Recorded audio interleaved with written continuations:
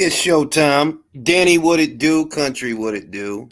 Yeah, man. Castro, what it do? Jack, what it do? Julio, what it do? We're out here. Sophie, what it do?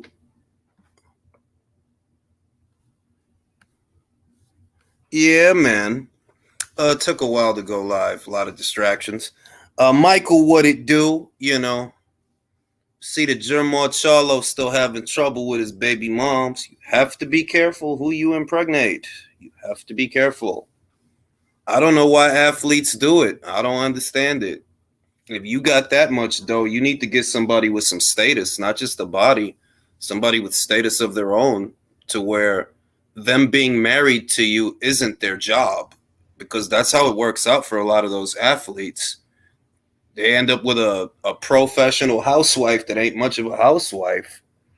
Poor Charlo, that seems to be what he's going through.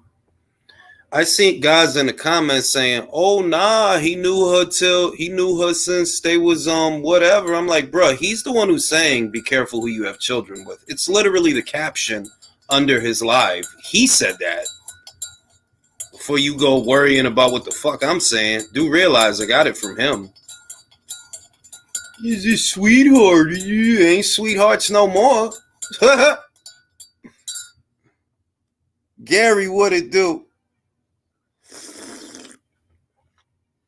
Shout out to Sawab for putting the pressure on Dev Sani. I can't stand that guy, man. I really can't.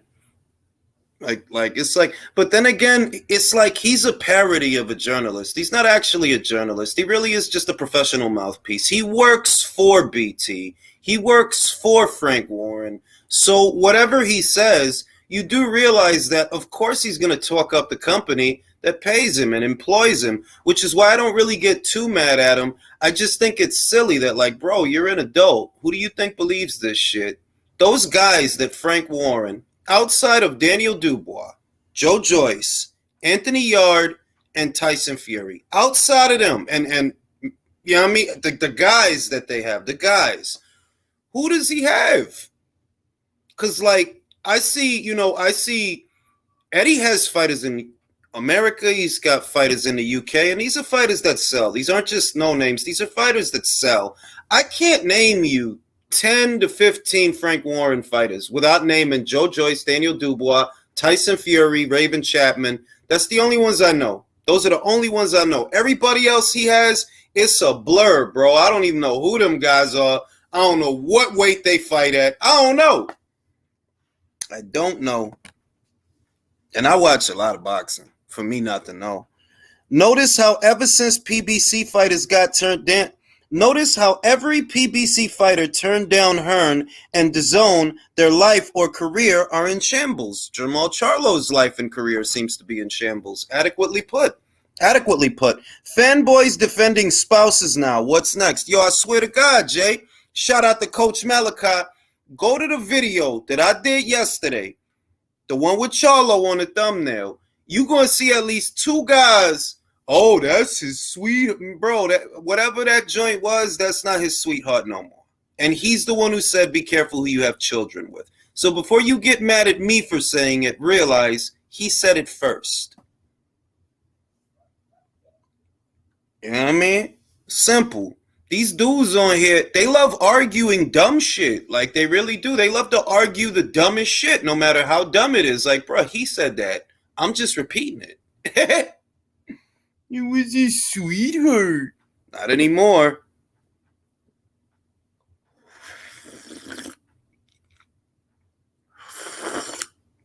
Yeah, that's what they was saying, bro. Oh, dirty. That's what they was saying. If you go in the comments of the video I did on Charlo, the one with Charlo on the thumbnail, late yesterday after the Oshaki Foster fight, it's like two comments there, and I'm like, bro, what are you even arguing? Are you arguing with Jermall? Because he's the one who said that. Motherfuckers is dumb, bro. Did you see Tank Super Bowl? Yo, listen, man. This is another thing. You know, Canelo Alvarez is a real superstar. Gervonta is not. That's why he doesn't have no major endorsements, major sponsorships. He ain't got a Bud Light. He ain't got a Range Rover. He ain't got a Hugo Boss. He ain't got a Beats by Dre. He ain't got a nothing. All he got is 2 court dates this month. That's what he got. That kid is not a star. I've been saying it. I'm going to keep saying it because the year mark of a superstar in the sport of boxing, he don't tick off on none of those boxes. Just because you could sell cheap seats, there's a lot of guys that could sell seats, bro. Jose Ramirez sold 14,000 in I think it was Southern California. If Crawford did every fight in Omaha, Nebraska, he would do between 13 and 14,000. He did that with Evanesian for the Black Prom fight. He did numbers that's around there. You know what I mean? You selling tickets, that ain't it. You know what it is. It's the pay-per-views. When you can sell the pay-per-views, that's how we know. And with him, I already did 2-3 videos on it. I ain't got to beat a dead horse. That kid is not a star. And he needs that Ryan Garcia fight because without him, who you going to sell pay-per-views with? Like to break 300,000, 400,000. Who you going to fight? Who you going to fight? Shout out to my man D Styles of the Round Table. Tank is closer than... Shout out to my man D Styles. I love the sarcasm. I got the court by unanimous decision. Yeah, bro, we don't know, and I don't say that to be mean or foul. I'm saying it to be real, that we don't know if he's going to see time. We don't know what the judge is going to decide. All we know is that they threw out a plea deal on the premise that he wouldn't see any time, that the judge and the court thought the situation was egregious enough that there should be some time involved. That's all we know. And I don't know if he's going to see time. If he sees time, well, there goes the Ryan Garcia fight. You know what I mean? There you go. Like he need that fight. But one thing is, Showtime need that fight. Davis need that fight. Ryan don't need that fight like that. Why? Because Ryan not the one trying to sell $80 pay-per-views. That's why. He could go fight Mercito Hesta. He could go fight Zaur Abdullayev. He could go fight Jorge Linares or the guy who just knocked out Jorge Linares. He could fight a lot of people, and he'll get away with it because he already made it clear he's not after belts, and he could get away with it because he's not trying to sell pay-per-views. You trying to sell pay-per-views. You the one that got to convince people, yo, pay $75 to see my fight. If you was fighting somebody, I would. If you was fighting somebody. PBC fighters calling JG. It's my money, and I want it now. Yo, dog, I used to play hooky and shit, and that commercial will be on in the middle of the day playing in the background.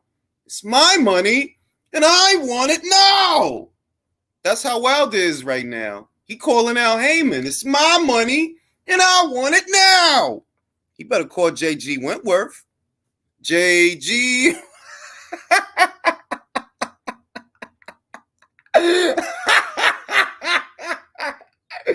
You better call JG Wentworth, man. Broner did. Broner caught their ass, and he ended up at Black Prom. Shit, man. It's my money, and I want it now.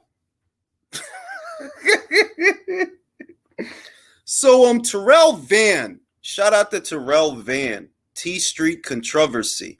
He came up with an itemized list of things that he felt went wrong at the PBC that led to their current situation. And Terrell said, here's my opinion where it went wrong for the PBC the last several years. One is that Wilder was not supposed to lose to Tyson Fury. I agree with that sentiment. I agree with that. They only picked Tyson Fury because they thought he was on coke and he was fat and they would knock him out. They didn't anticipate that it would blow up in Wilder's face because, well, if they did, they would have never fought the fucking guy. So I agree with that. Terrell also said Thurman was not supposed to lose to Manny Pacquiao. I also agree with that. I agree with that because here you have an old Manny Pacquiao that looked like an old man with Jeff Horn. People like to act like they forgot about that, but I didn't. He looked like an old man that was struggling with Jeff Horn, complaining to the ref, all this stuff. He looked old. And as soon as he got over there to the PBC and fought a couple of C-class and D-class fighters, suddenly he looked young again. And it's because y'all not like them guys is hype jobs, man. Keith Thurman wasn't supposed to lose that fight. That was a passing of the torch fight, and you dropped the torch. So I have to once again agree with Terrell. He wasn't supposed to lose that fight. Another point that he brought up was Spence's car accident. I do agree that Errol Spence Jr. flipping a Ferrari could not have been a part of the plan. Being sidetracked for the better portion of a year could not have been the initial plan, and that probably put a dampener on their relationship with Fox, because Errol Spence Jr. was one of the fighters that migrated from Showtime over to Fox. And you could see that Fox was invested in him. You could see that they wanted to build something around him, and then he goes and drives drunk, and he flips that fucking Ferrari, almost gets himself killed, almost ruins his entire career, but he hasn't been the same since. Since then, he's only fought 2 times, and that was over 3 years ago. So, I mean, really, that's definitely a good point. That Spence's car accident could not have been a part of the plan, and that did affect the PBC. The Charlo brothers were supposed to transition into being pay-per-view stars. I agree with that also. They tried to put the Charlo brothers on a doubleheader on Fox. This is actually before their pay-per-view. And what ended up happening is Tony Harrison, he ended up beating Jermell. And Jermall, he went in there with Matvey Korobov, and he got exposed. Matvey Korobov made him look bad. If you ask me, the one who really lost that night was Jermall, and you could have made an argument that Jermell did enough to win. As it stands, it happened the other way. And while that doubleheader, it brought in something like, I think, 2 million views on Fox. That doubleheader where Jermell fought Tony Harrison and Jermall fought Matvey Korobov. The fight, and it was a regular fight, it wasn't a pay-per-view, the fight did good metrics, but all those 2 million people saw the Charlo brothers get exposed. And obviously that wasn't what they were going for. Those were supposed to be showcase fights to introduce them to a wide audience. And that hurt them more than it helped them. And they haven't been the same since. I will say that Jermell, who I'm still a big fan of, I think that he really rebounded off of that. He knocked out Tony in the rematch. He became an undisputed champion. He's the only Charlo brother that I acknowledge. I don't acknowledge Jermall. He's nothing. He's nobody. He might as well just retire. But it's a very good point that they were trying to make the Charlo brothers into pay-per-view stars, and that didn't happen. Like, really, though, it didn't happen. It didn't happen. And the last bullet point that Terrell had was Tank not getting into so much trouble. That's the other thing, which I mentioned earlier, that you see that for all this Tank is a star bullshit, that kid don't got no major sponsorships. No Bud Light, no Hugo Boss, no Range Rover, no Beats by Dre, no nothing. Major companies don't fuck with him. Why? Because every time you in the news is for hitting a girl. You never be in the news for no real shit. You never be in the news for bucking at the cops, getting into a fist fight at the bar. Every time you in the news is for some sucker shit. Because you hemmed up a girl at a basketball game. Or you was hemming up your baby mom so she put doo-doo on your toothbrushes. Or you slammed into a car with 4 people in it and one of them was pregnant. All the shit that he attached to is weak bitch shit that companies don't want nothing to do with. What fucking company gonna want to fuck with you? For what? Nobody gonna fuck with him. LDBC's Most Wanted says, de lo mío, que lo que. Who do you think William Zepeda is fighting next? Who would you like to see him fight? Love how busy he is. Fought 3 times last year. I really like William. My dream fight for William, honestly, would be Isaac Cruz. I think that would be a great fight for the Chicano fans. I think the ideal location for it would be in either Texas or the West Coast. I think that if Sean Gibbons were smart, he would put Isaac Cruz in that fight. But for some reason, Sean Gibbons thinks that losing to Gervonta makes you a star. He's asking who everybody else has fought personally. That's the fight that I want for William Zepeda the most. Because I think that fight, the winner of it, could become a star.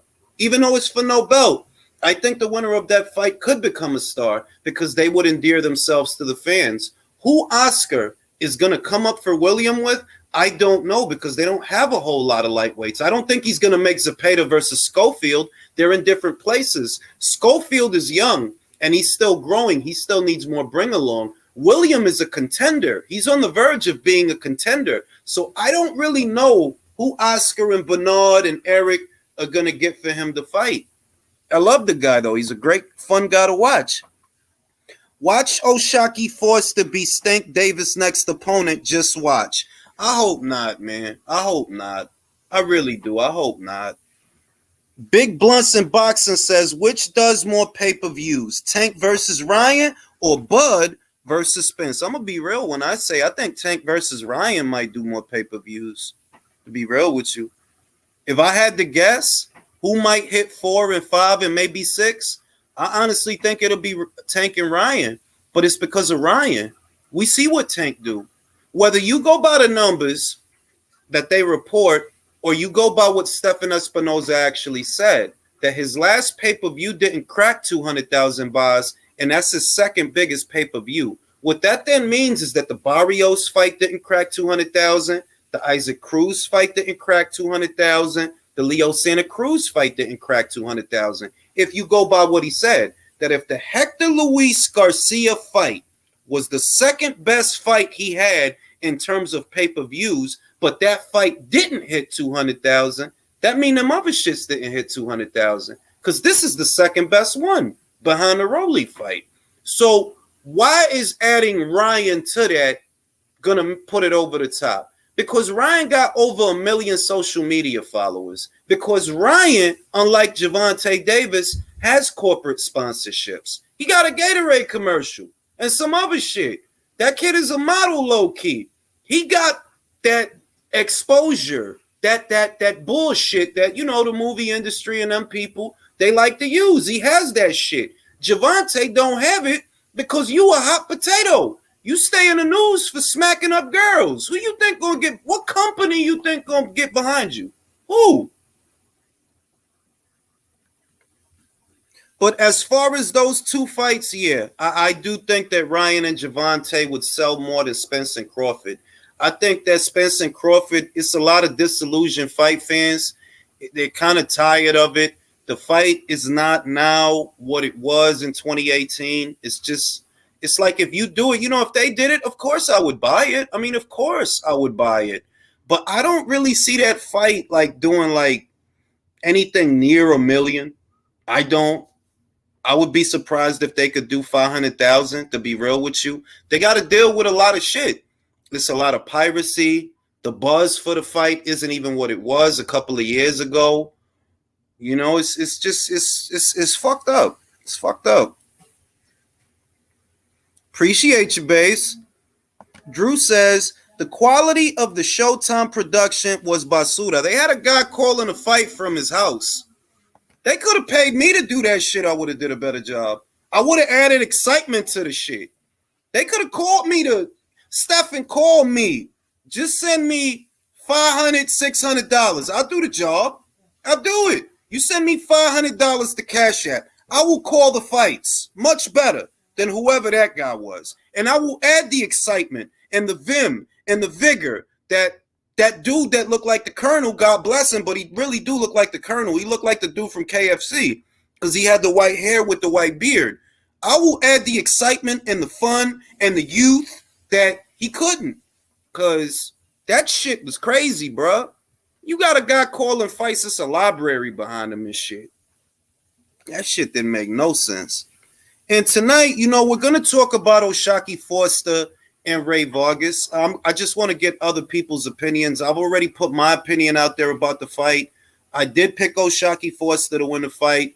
I thought Ray Vargas, you bugging out. You ain't even been at 126 that long. How you going now? Go up to 130. O'Shaquie delivered. You know what I mean? O'Shaquie delivered. And yeah, yo. You know, and a couple of other talking points, couple of other things that are going on. And yeah, yo, you know, the Fury thing is going on. The Fury thing. But I don't want to spend a lot of time on Fury, to be real with you. I already said what I had to say about Fury. The most I'll say is that, look, Usyk is a guy that you could trust. Even if you can't trust Fury, you can trust Usyk. That he'll look at it and he'll say, you know what? It's less money, but fuck it, let's do it. Why? Because ain't nothing else to do. This is it. This is the last brass ring.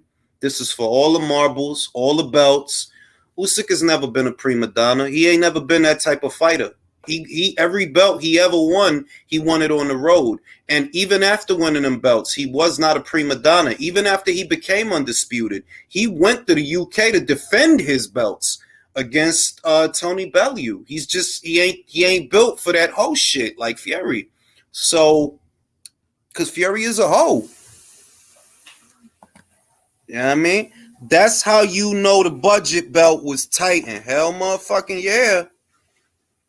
They told them motherfuckers, listen, man, we will give you $200 and a pack of Cools and a 12 case of Bud Light to call a fight from your house. They could have given me, man, listen, Stefan, I know we have our differences, but you need to call me, bro. I can save you. Those other guys can't, but I can save you. You need to call me, Stefan. Stop playing games, bro. I can get you out of this, but it's going to cost you. I'm just letting you know. It's not going to cost a lot neither because I'm not expensive. At least not to you. You know, $1,000 here, $2,000 there. I can help you. But you have to call me. If you don't call me, you know what I'm saying? Wilder beefing. Wilder don't want to fight Andy Ruiz, man. I talked about that in my other video as well. For those that haven't seen it, go look at it. Keep my metrics up. Give me some super thanks. Send me some beer money. Everything counts. I love it all. I love all of it. You know what I mean? And there's a couple of talking points that I want to get in tonight. One is I want to get you guys' reaction to Lopez versus Taylor. Do you like that fight more than Taylor versus Catterall 2? And do you feel that it's a cherry pick, a double cherry pick? So we're going to talk about that tonight. We're going to talk about super featherweight. We're going to talk about O'Shaquie Foster, Ray Vargas, what we saw, how we feel. How do you feel? You know how I feel. How do you feel about that fight? You know what I mean? And we're going to talk about a lot of things. I'm going to open up the chat to the panel. Let's get it rocking. Shout out to Amanda Serrano, who was awarded as one of the iconic Boricua athletes. Shout out to Amanda Serrano, one of the nicest fighters in the whole sport of boxing. You would never think a fighter who's that accomplished is that gracious, but this is a very gracious fighter. Always takes time out for the fans, the little people. Shout out to Amanda Serrano. AJ, what it do? Country, what it do? Michael, what it do? What it do? And let's keep the beer money flowing. Buy me a beer, goddammit. How you doing, my Dominican Negro? I'm chilling, bro. I'm chilling. And you know, I want to get everybody's thoughts on yesterday's fight. I liked what I saw from O'Shaquie. I liked what I saw. He lived up to my expectations. I want to get I'm going to start with Chris. Chris, did you see O'Shaquie Foster defeat Ray Vargas? And if you did, what were your thoughts about the fight? More of the same from O'Shaquie. O'Shaquie's always been a good fighter. I see him come up on Showbox. His only real loss was to Samuel T, and he said he wasn't focused in that fight. So I can see that because, like, hey, you know how they say, oh, a focused fighter is a dangerous fighter, and when he's focused, you see the results. Very slick. It kind of gives me a Willie Monroe style. Hear me out. A lot of jabs, a lot of 1-2s, a lot of fluidity, good defense. But more pop though. I would say he has more pop. He, at least in that fight, because you know O'Shaquie's not known for power, but I did notice in that fight when he would get off a counter, got a lot of respect. Yeah, he got power. Let's not the majority of his wins by knockout, but I expected this. I like Ray Vargas. Ray Vargas is not his prototypical Mexican fighter. He got some slickness to him too. But when you're against a guy who's slicker, bigger, and faster than you, it's only one way that fight was going to go. And I had Oshaki winning. I only gave Ray I only gave Ray 2 rounds, but I decided, you know what? 3 rounds. But that's it. No. My thing is, you got to win the rounds. This is boxing to me. I'm a harsh scorer. I'm a harsh nigga. But like at the end of the day, you got to win these fights. If you're going to win every round, you got to win every round. If you're going to 9-3 fight, bro. So let me read the super chat. Somewhere Alexis is defending Arum and Frank not wanting the fight in Saudi, hating on Alicia and saying Canelo versus Ryder like Fury versus Chisora 3. Let me tell you, look. Alexis had a hard year, all right? He did. He was fucking wrong about Zurdo. He was fucking wrong about Michaela. And this is yet another thing that he's fucking wrong about. It's that simple. I told you, Jules. Didn't I tell you, Jules? I want to give a special shout out to Sawab, who's going to go to Dubai, baby. He's been keeping his foot on Dev Sani's neck, and he made Dev Sani the worm tongue, the fucking worm. He made him tap out. He made him block him. How'd you do it, Sawab? And who do you want to thank for this victory? I didn't finish up my thing. Shut the fuck up, Michael. It's my turn. Fuck you. But I want to say one last thing. RIP the plug 2 by De La Soul, man. RIP. That fucked me up, man. But back to what you were saying. Damn, rest in peace, man. Back to what you were saying, prick. All right. Now I gotta go to Sawab. Sawab.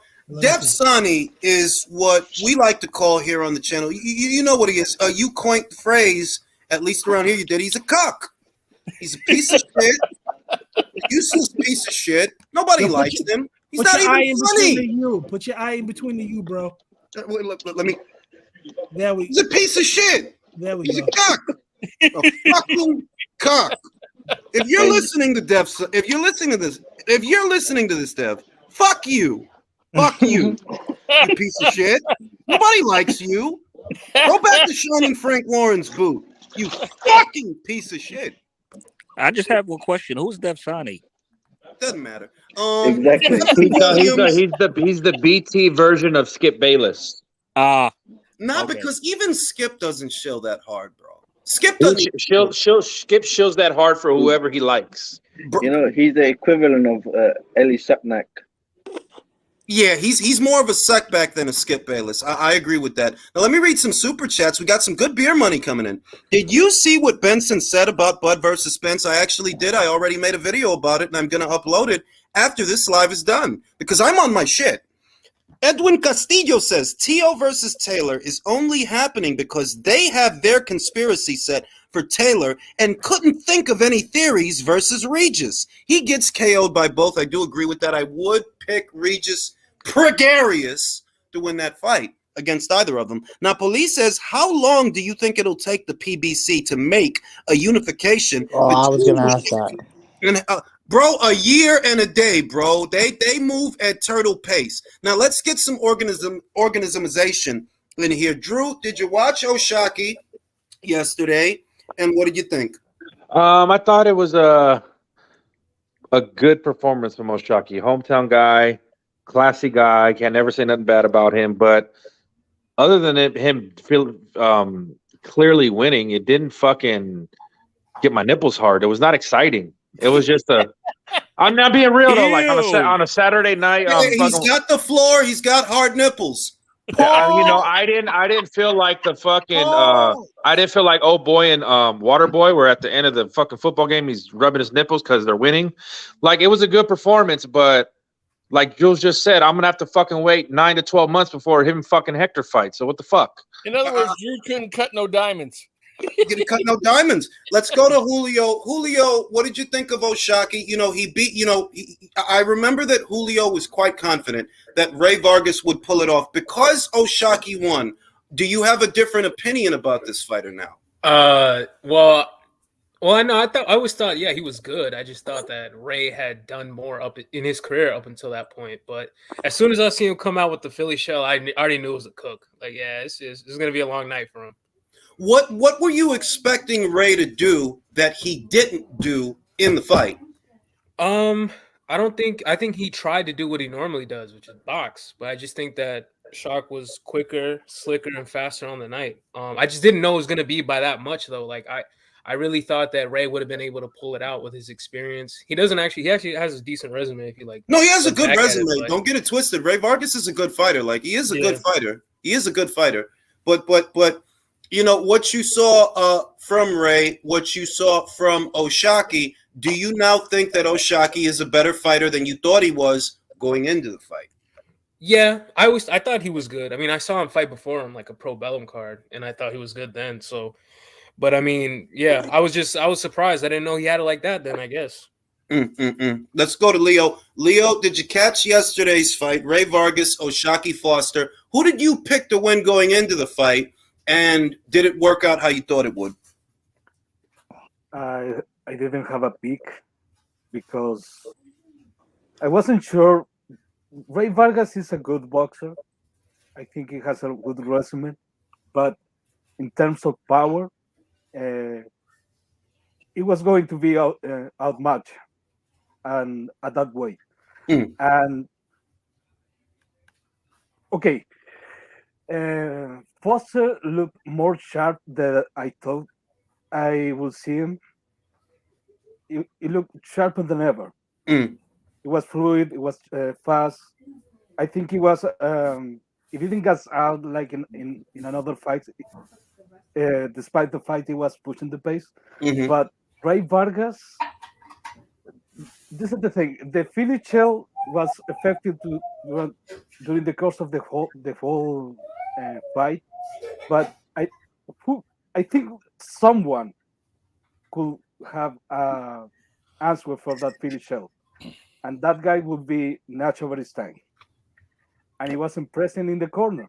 And I haven't seen a worse corner in a while for a fighter. There were two guys at old man Vargas Sr.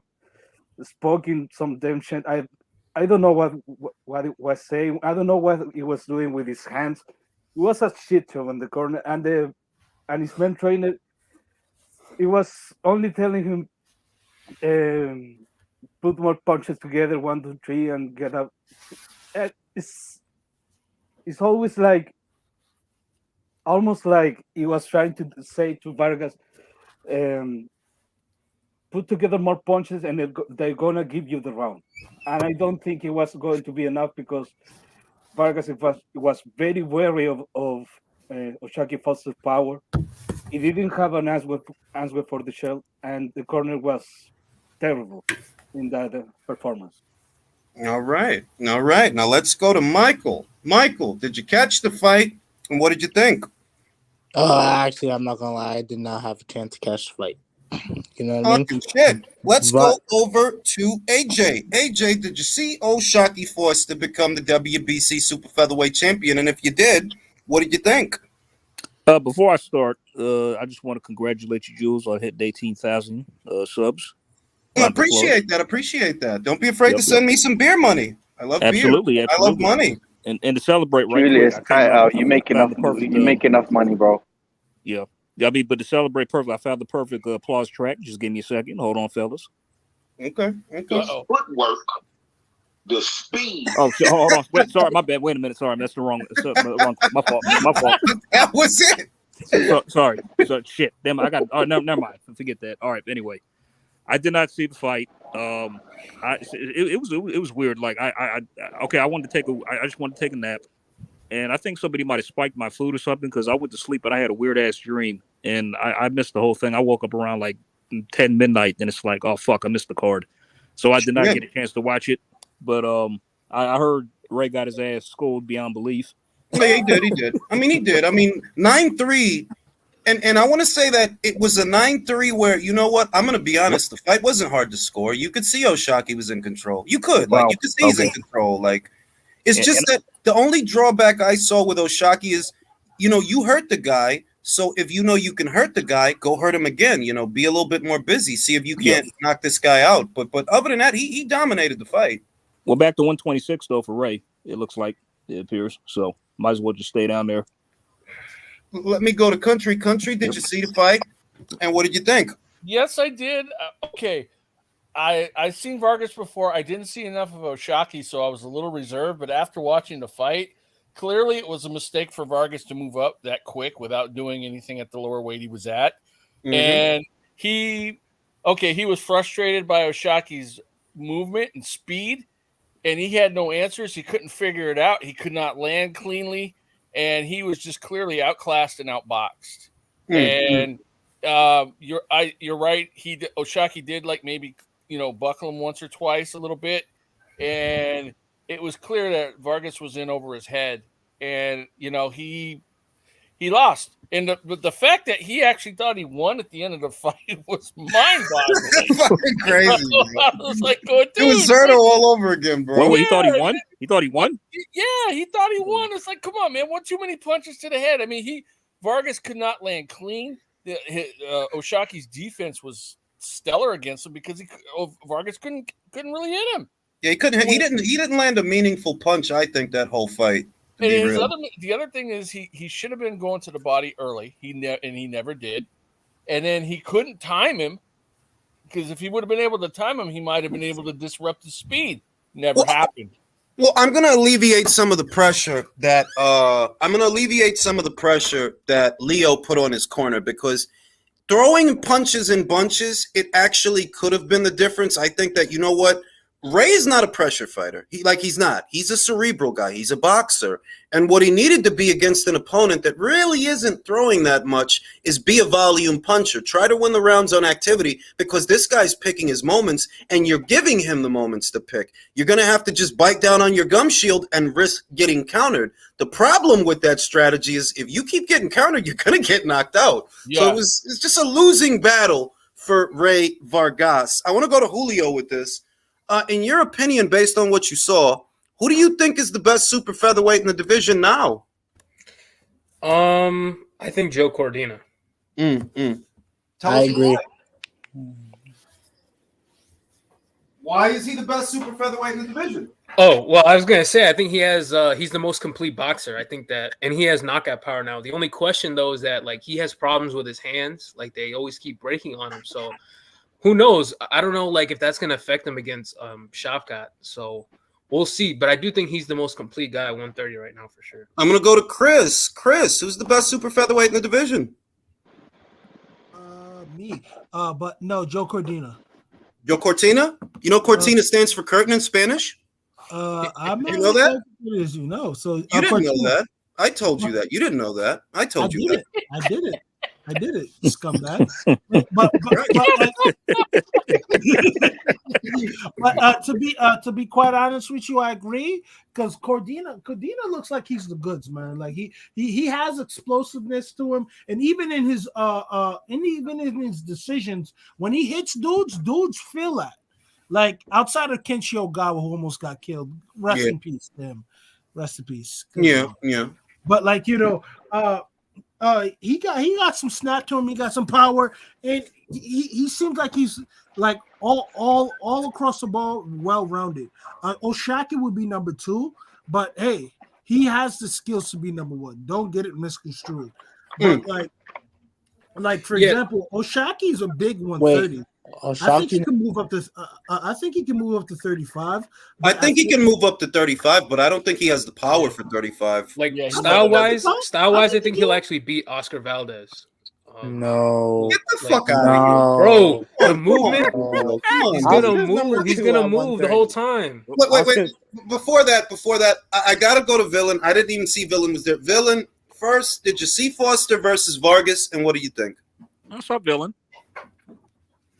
That's true. I'm here. Sorry, I apologize. I apologize. Yeah, I did watch the fight. To be honest, I really wasn't that impressed before when I watched Vargas the last fight. I know he was undefeated, but it left me more to desire.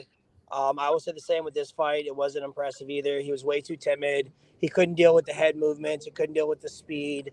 I didn't know much about Oshaki. Prior to that, I think I had seen one of his fights before. I just kind of labeled a 50-50 fight up to that point. Obviously, Vargas got outclassed. He's clearly not as good as his record indicated. Way too passive. Didn't put the pedal to the metal when he should have in the later championship round. So the same thing happened to him, which was kind of expected after the first 3 rounds. He didn't seem to really be in the fight, nor could he figure out his opponent. So it was like a lot of like recent PBC cards. It sucked. It did suck. I mean, I want to say that for the most part, it was a very forgettable undercard. You had a lot of very forgettable fighters. Mario Barrios was there. He fought the Dominican guy, Santiago, but who gives a shit, right? I mean, God. Who fucking cares, bro? That was Like, a horrible fight, man. Barrios would get cleaned out by any top. It seemed weird to me that a guy who was on 2 losses, how much they were like gassing him up. It's like he was the co-main villain. The fucking co-main event. Yeah, that's pretty scary. Well, that's what By I'm the way, saying. fellas, I got a question. Victor Faust, the heavyweight who got stopped, was he the one that had that slugfest with Kaladze that dropped several times? I think that was Victor Faust. You know, he has a great. You know, he's got a great name, Faust. You know, it sounds strong. It's like Felix Faust. It's like it was You not. know, that means shovel in Spanish. I didn't if you knew that or not. Faust. Yeah, it's shovel. Yeah, shovel in Spanish. Yo, I learned Look a it up. Spanish I just made that up. Round of applause for I Villain. just made that up, by the way. Nice. Round of applause for Villain. Nice. Clap, you fucking bastards! Clap. All right, damn. Fuck you. I'm just all I go back to is the level of production value, the actual fighters on the card. Shit. You know that the fucking end's coming. I mean, I don't. Wait, let me read that super chat. No super chat will get left unread on my watch. Foster obligated to satisfy 2 Mandos, no Hector. That's right. For those that don't know, when you win a vacant title by way of the WBC, if the title is vacant when you win it, you may have to satisfy 2 mandatories in sequence. The only reason that it's not more prevalent is because the WBC does make up their rules as they go along. But it is true that I've seen that more than once, that when a guy wins a vacant title, sometimes they make him satisfy 2 mandatories back-to-back. So that applies to every fighter who's not Mexican. Yeah, don't they just cherry pick who they do that for? Like they just make up the rules. Yes, they do. Yes, They make up That's their what own I rules, figured. man. Villain, what was the other thing? In your opinion, who's the best super featherweight? Honestly, I haven't watched enough to have an opinion. I really shouldn't say anything because you guys, honestly, you guys know more about it than I do. So who the best is, I haven't watched the division enough. So let me get educated more before I have an opinion that's based on logic and merit. Okay. I'll say this. Vargas wouldn't have won even if he invoked the power of the chancla, man. It wasn't going to happen. Oscar, I'll say this. Out of all of them, Oscar Valdez still has fought the best, beaten the best competition, and the only one he lost to in that division was Shakur, and I'd like to see any of them other dudes. None of them other dudes have tested themselves to that level yet. So I think I'm kind of with Drew, and I'm going to be honest, I am kind of with Drew in the sense that, look, if you told me Cordina versus Valdez, I'm going Valdez. Especially after wow, this really is the Oscar Valdez fan club. Especially bro. I love this guy. You don't like Oscar, bro, but Oscar's a fucking no. I like Oscar. I just think he has stylistic disadvantages. Listen, I was in the fucking. Did you see what he was wearing the last time? He looked like Juan Wick. It was great. The black turtleneck. You better cut up Juan Wick for this fucking thumbnail.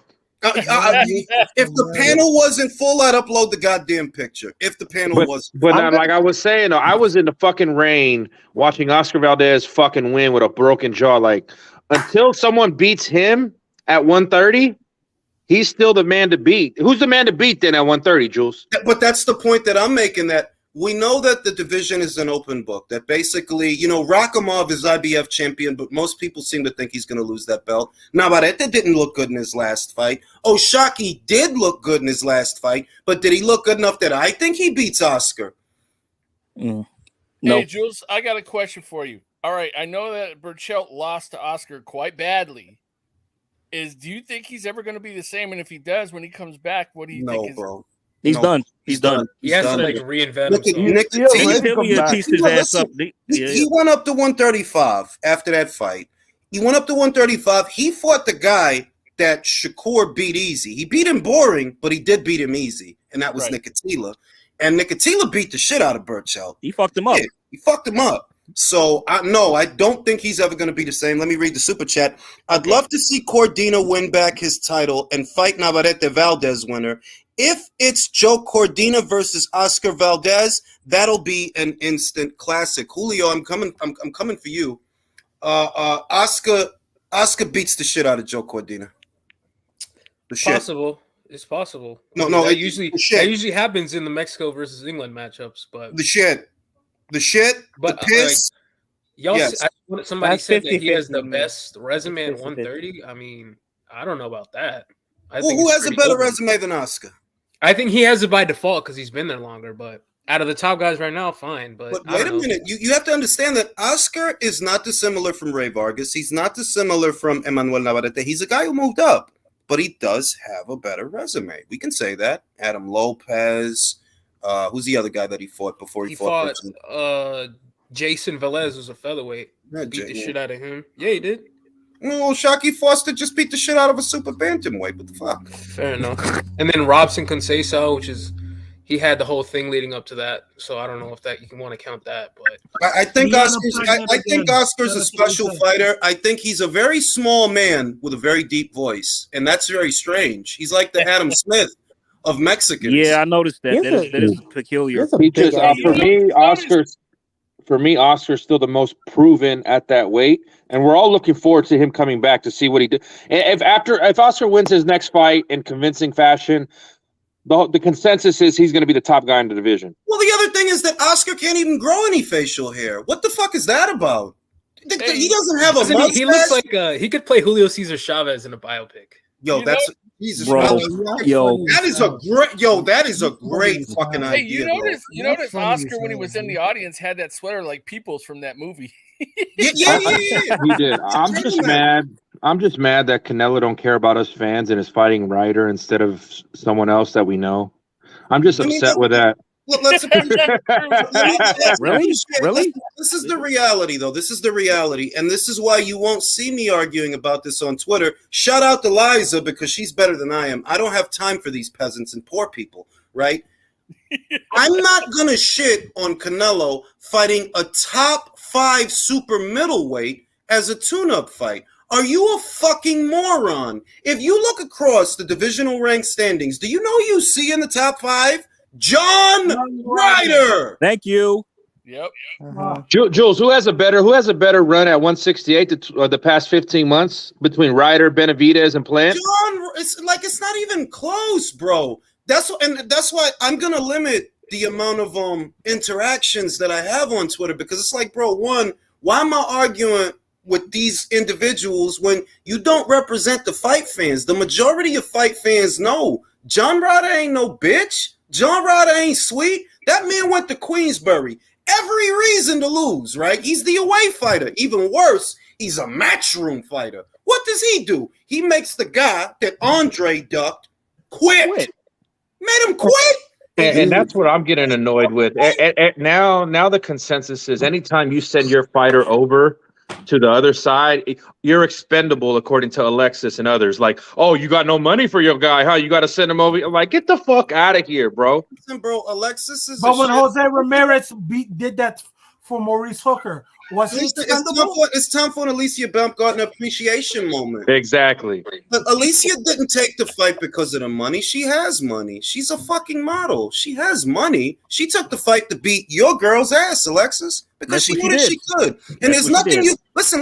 There's nothing you can do about it. You can post articles and quips and microaggressions. She fucking lost, bro. And I fucking told you she was gonna fucking lose. The same way I told you Zerto was gonna lose. It's that fucking simple. Have you noticed? You notice how the top ranked fighters are getting sent out to other outfits now? Why is Teofimo going all the way over there? That's not an ESPN top ranked card. Well, that's the other thing that, look, on one end, see, I try to be fair because I like Top Rank. So I'm not trying to be fucked up when I say that, you know, that they're alleviating pressure on the budget by outsourcing the fighters. Like, maybe they do give Better Beavis purse, but they're not the ones doing the show, the undercard and paying Anthony Yard. Top Rank isn't paying for that. Frank Warren and BT are paying for that. The reason I think it's smart is because you know what? Look, you found a way to provide content for your broadcast partner that doesn't pull too much from the budget. The fact that you're outsourcing better beef. It is smart. They're like, yo, we ain't going to do a whole show around this because it really ain't that big a fight. But what we can do, send him out, let Frank pay for some of this shit, and we still get the fight. We still get the content. And like, listen, fuck Frank Warren, but he is a crafty old dog because he's getting Top Rank to subsidize his fucking promotion. And my thing is, it's smart when they're doing it. When Eddie's doing it, it's like, oh, blew all that money, huh, Eddie? Like, come on, get the fuck out of here, bro. And it's fucking bullshit. You know why it's bullshit? Because listen, you could get into a haggling situation with Zach Parker, or you can show that you got some nuts, some fucking cojones. Bro, send me over there. I beat this guy. I fucking beat this guy. John Ryder beat that fucking guy. Felix Cash beat Denzel Bentley. And don't you fucking forget it, Alexis. Don't you fucking forget it. Who beat former top-ranked fighter Zerto? Fucking Dimitri Bivol. That's who. These are the same people defending Spence and Thurman. Fucking the wild shit is they're trying to compare Ryder Canelo to Fury Chisora 3. Like it's the same. We're criticizing that, but not Canelo. No, I swear to fucking Christ. Wow. Yeah. Oh yeah, Alexis was doing that too. He's weird. Oh wow. Because he's been taking a lot of L's. Let's just be honest. He's been taking a lot of L's. Yeah, but he wasn't this bad before. Now he's like delusional. But that's how you know that it's because of all them L's. Look, Taylor versus Serrano was an amazing fight. I love the fight. But he was trashing Katie. That's the truth. He was trashing Katie. He took an L on that one because you said she was going to get knocked out. She didn't. I told you she wasn't going to get knocked out. In fact, I told you Amanda may hurt her, but Katie's not in unfamiliar territory with very big punchers. She's fought quite a few big punchers. Christina Lenardatu, who beat Alicia Baumgardner. Delphine Persoon, who beat Maiva Hamadouche. Jessica McCaskill, who beat a lot of fucking good fighters from 140 up to 147. She's what happened to Lenardatu? Real talk. What the fuck happened? Lenardatu just had a fight over there in Greece. She had a comeback fight. What happened was the pandemic. She decided to use that as an opportunity to have a baby, which she had, and that's cool. She's had a comeback fight, and now she's supposed to fight Michaela Mayer. That's what's going on. But Alexis is taking a lot of L's because he can't just be a boxing fan. He trashes the Matchroom fighter. You trashed Katie Taylor. You trashed Dimitri Bivol. You trashed Alicia Baumgardner. And you were wrong about all of it. You were wrong. We're getting the biggest fight in women's boxing again within the first 90 days of the fucking year, Jules. What the fuck? He's look, the more I see it, the more I see that, look, what you're doing is the same thing that the LDBC was doing with the PBC. And if their logic is flawed and you're doing what they're doing just for a different promotional outfit, that means that your logic is flawed. You're just a shill. You're not a boxing fan, all right? When Top Rank puts on a good card, I don't deny giving them their flowers. When Frank Warren puts on a good card, I don't deny giving them their flowers, even if it's a good PBC fight. I don't deny giving them their flowers. I will admit that they don't put on very many good fights, but still, if it's good, I'll big them up. No, you just on some. There's a conflict of interest. There's a conflict of interest because Alexis parks Bob's car for a little. Yeah, no. What I notice about this channel is we talk shit about all of them, but we pay if they're good fights for every outfit. Yeah. I pay for every fucking outfit if it's a good fucking fight. I bought fucking Zepeda program, Mar fucking Nation, yo. I fucking bought that and I loved it. I fucking loved it so much I used the ringside highlights for the goddamn intro. That undercard was good. We had Yokasta Valle on the undercard. We had a lot of we had Jollof Rice on the undercard. We bought fucking Spence Ugas. Yes. What the fuck? Yes.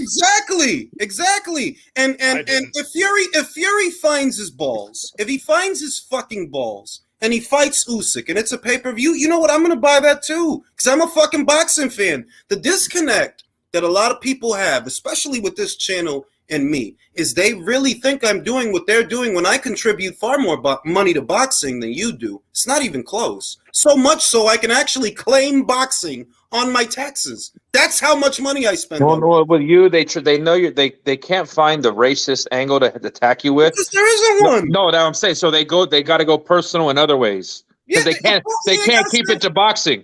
Oh my hat! Oh, my sweater, my couch. Your beard, you shaved. My beard, all this shit. They got to attack all this other shit. You can't say shit about me, bro. And I spend more money on boxing than you do. It's not even close. I bought them PBC pay-per-views. I'd wager I've bought more PBC pay-per-views than they have. And I just want to say, I'm mad that I was right. I knew fucking Bob and Frank were going to fuck this up because why you want your fighters to take less money from the South to go take the fight out of Saudi? Because they don't want the rights to the fight. And that's exactly what their hangup is. And now you want Alexander to take, they were going to pay him 50 to 70 in the ballpark. And you expect him to take less than fucking 50-50 going to London? Get the fuck out. They don't want to see that fight on his own. Aegis Climax is not going to let that fly. He's going to... Bro, listen, I don't know because the other thing is, look, Usyk is a Capricorn. All right? You guys don't like to hear it, but this is reality. If I'm Usyk, fuck it. This guy's a coward. Let's fight. Fuck it. I don't care about... I'm going to get a couple of million. I feel you. I don't want to bite that bullet though because it's too much bread. No, there's nothing left to do, Chris. There's nothing left to do. True. It's beating Fury and beating Fury. Like, listen, you bitch. Feel you. All this tell me is that you scared, bro. He's scared, bro. Look how he's moving. But at the end of the day, that's so much bread, bro. That bread is a. Yo, what happened if Fury wanted to fight for free? That's exactly so right. No, but I agree with Jules. The way Fury's moving, bro, he just looks shook. He's quiet. Like, come on, bro, you shook, bro. Listen, bro, listen. This real is real. Real is real. Even though it's less money in the pot, I do trust Usyk to be like, yo, you know what? I don't even give a shit, bro. Let's get it on. I'm close to retirement. I stand to make what? At least 20, maybe 30 mil. Whatever, bro. Let's get it on. Let's get it over with. This is the last one. Let's get it over with, bro. Because I know Usyk want to fight. You never seen Usyk acting like no bitch. Like, nah, I want to fight. Like, let's go. He made a fortune off of fighting AJ twice. So it's like... Here's the second part of that. If he takes less money, right? Most likely, a lot of that shit's going to be favored on Tyson Fury's side because you know why? They can sell more with him. They can do more with him. So that's why I just wouldn't be so reluctant, so eager to sign that contract. Because if it goes think 10 steps ahead. You don't fight Fury in the UK. Who do you fight? Francis. I know you don't want. I know you don't want to fight all those mandatories. No, you fight Francis Ngannou. Come on, Francis. Not looking at him, bro. You know what I'm saying? I feel like Jules, like, and you called it. And I'm mad that you're kind of right. Fury's looking for any way to weasel out of this fucking shit. Yes, but this is what I was going to say, though. If this goes to decision, this is not Matchroom where they do shit honorably. If they could rob Alexander Usyk, they will. Can I tell you something, Chris? Yeah. Can I tell you something? Yeah. Usyk is a Capricorn. You think he doesn't know that? Silencio. Do you think he doesn't know that? Ricardo Lopez is a Capricorn too. I do think he's cognizant of that. Who's Ricardo Lopez? The Bjork stalker.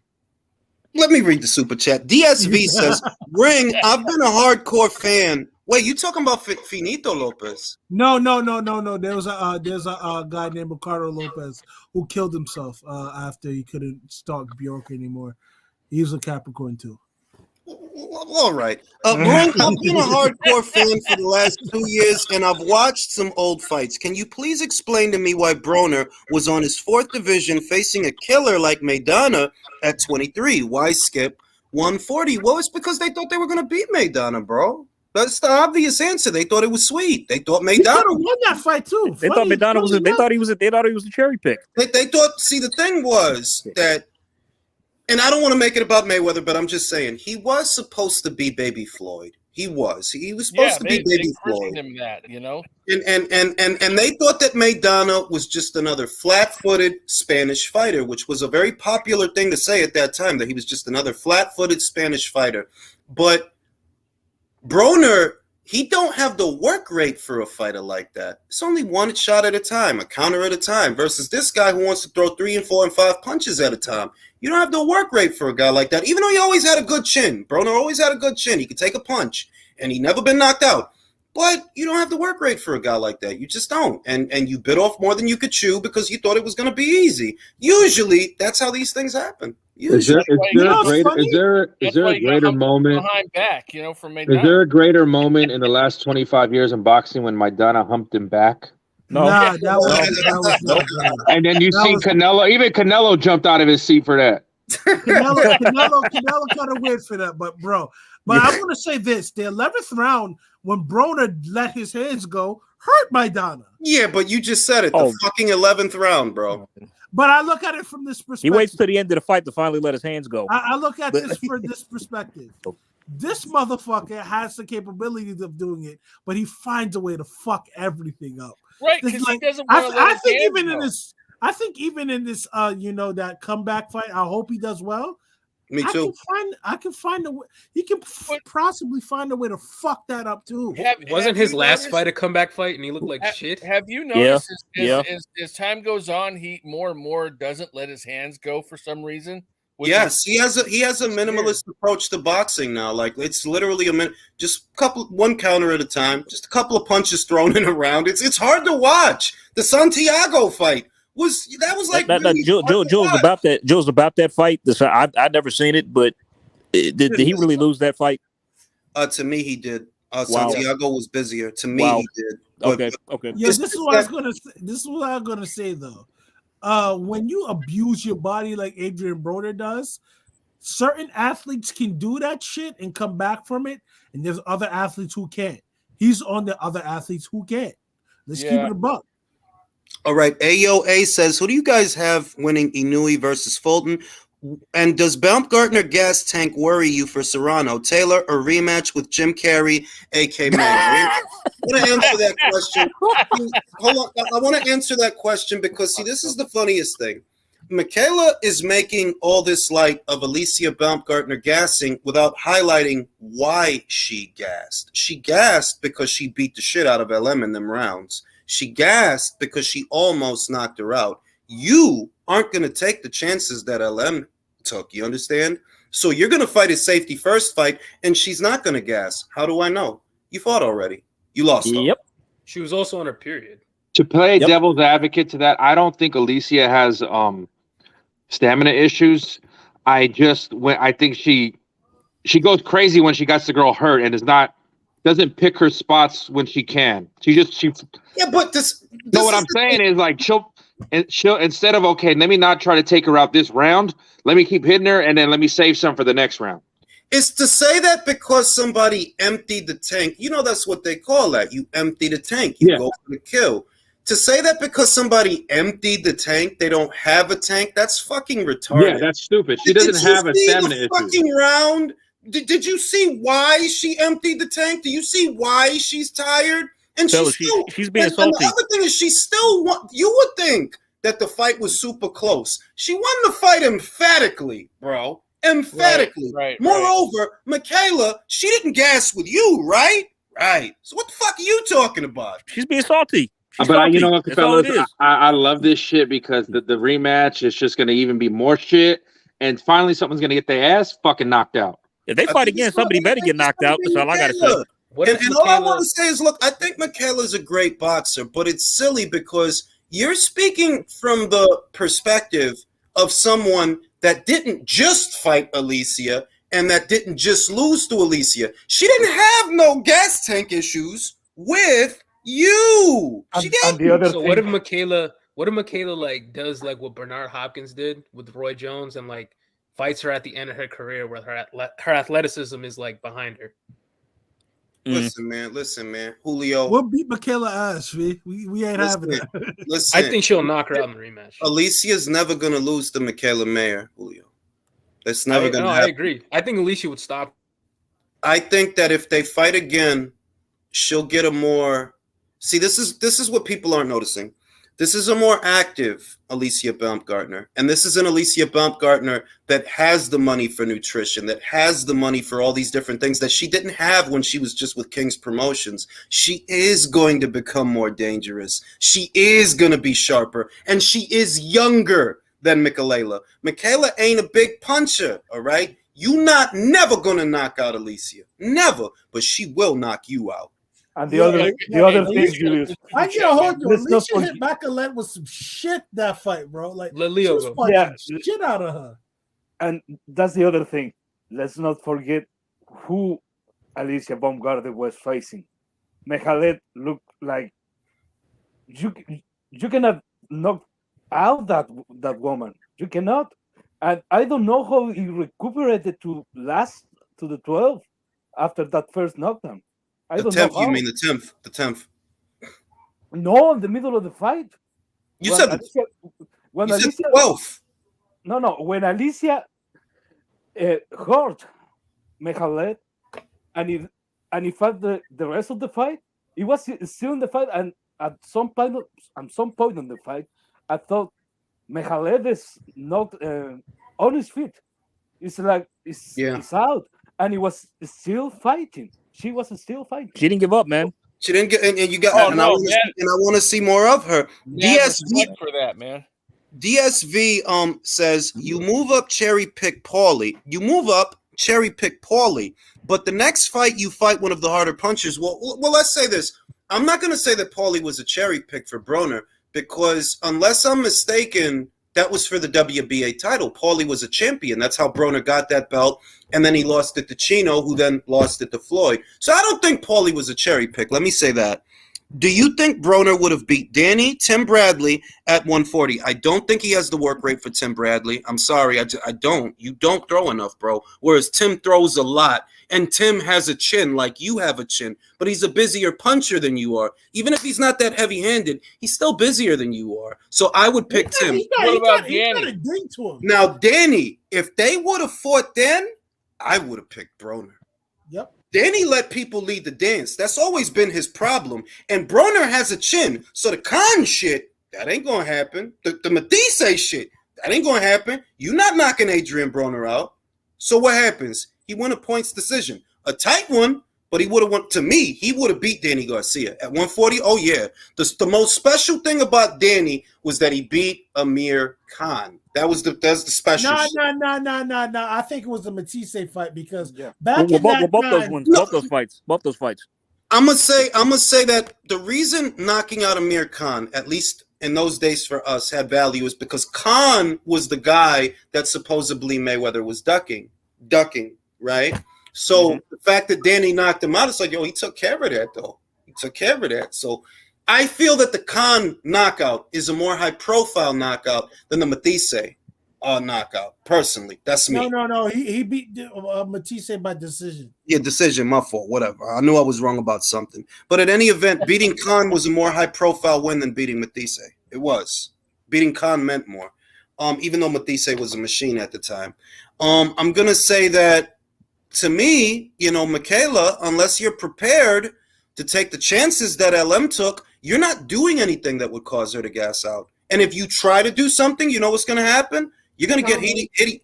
You're going to get hit even harder, more often, because you'll give her more to counter. The reason she didn't gas out with Michaela was because Michaela fought a safety first fight. That's why. Trying for the jab, jab, move, jab. You wasn't trying to get it on in there. You wasn't. Well, boxing. I mean, she wasn't going to just go all out and not be, because she'd have got knocked. Yeah.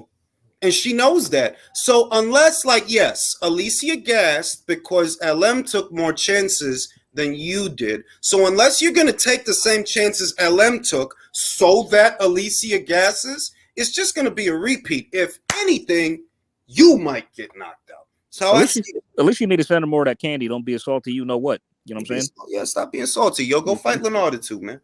Go fight Leonardo too. Now, another two hit hard as shit. So she damn sure do. Hard as shit.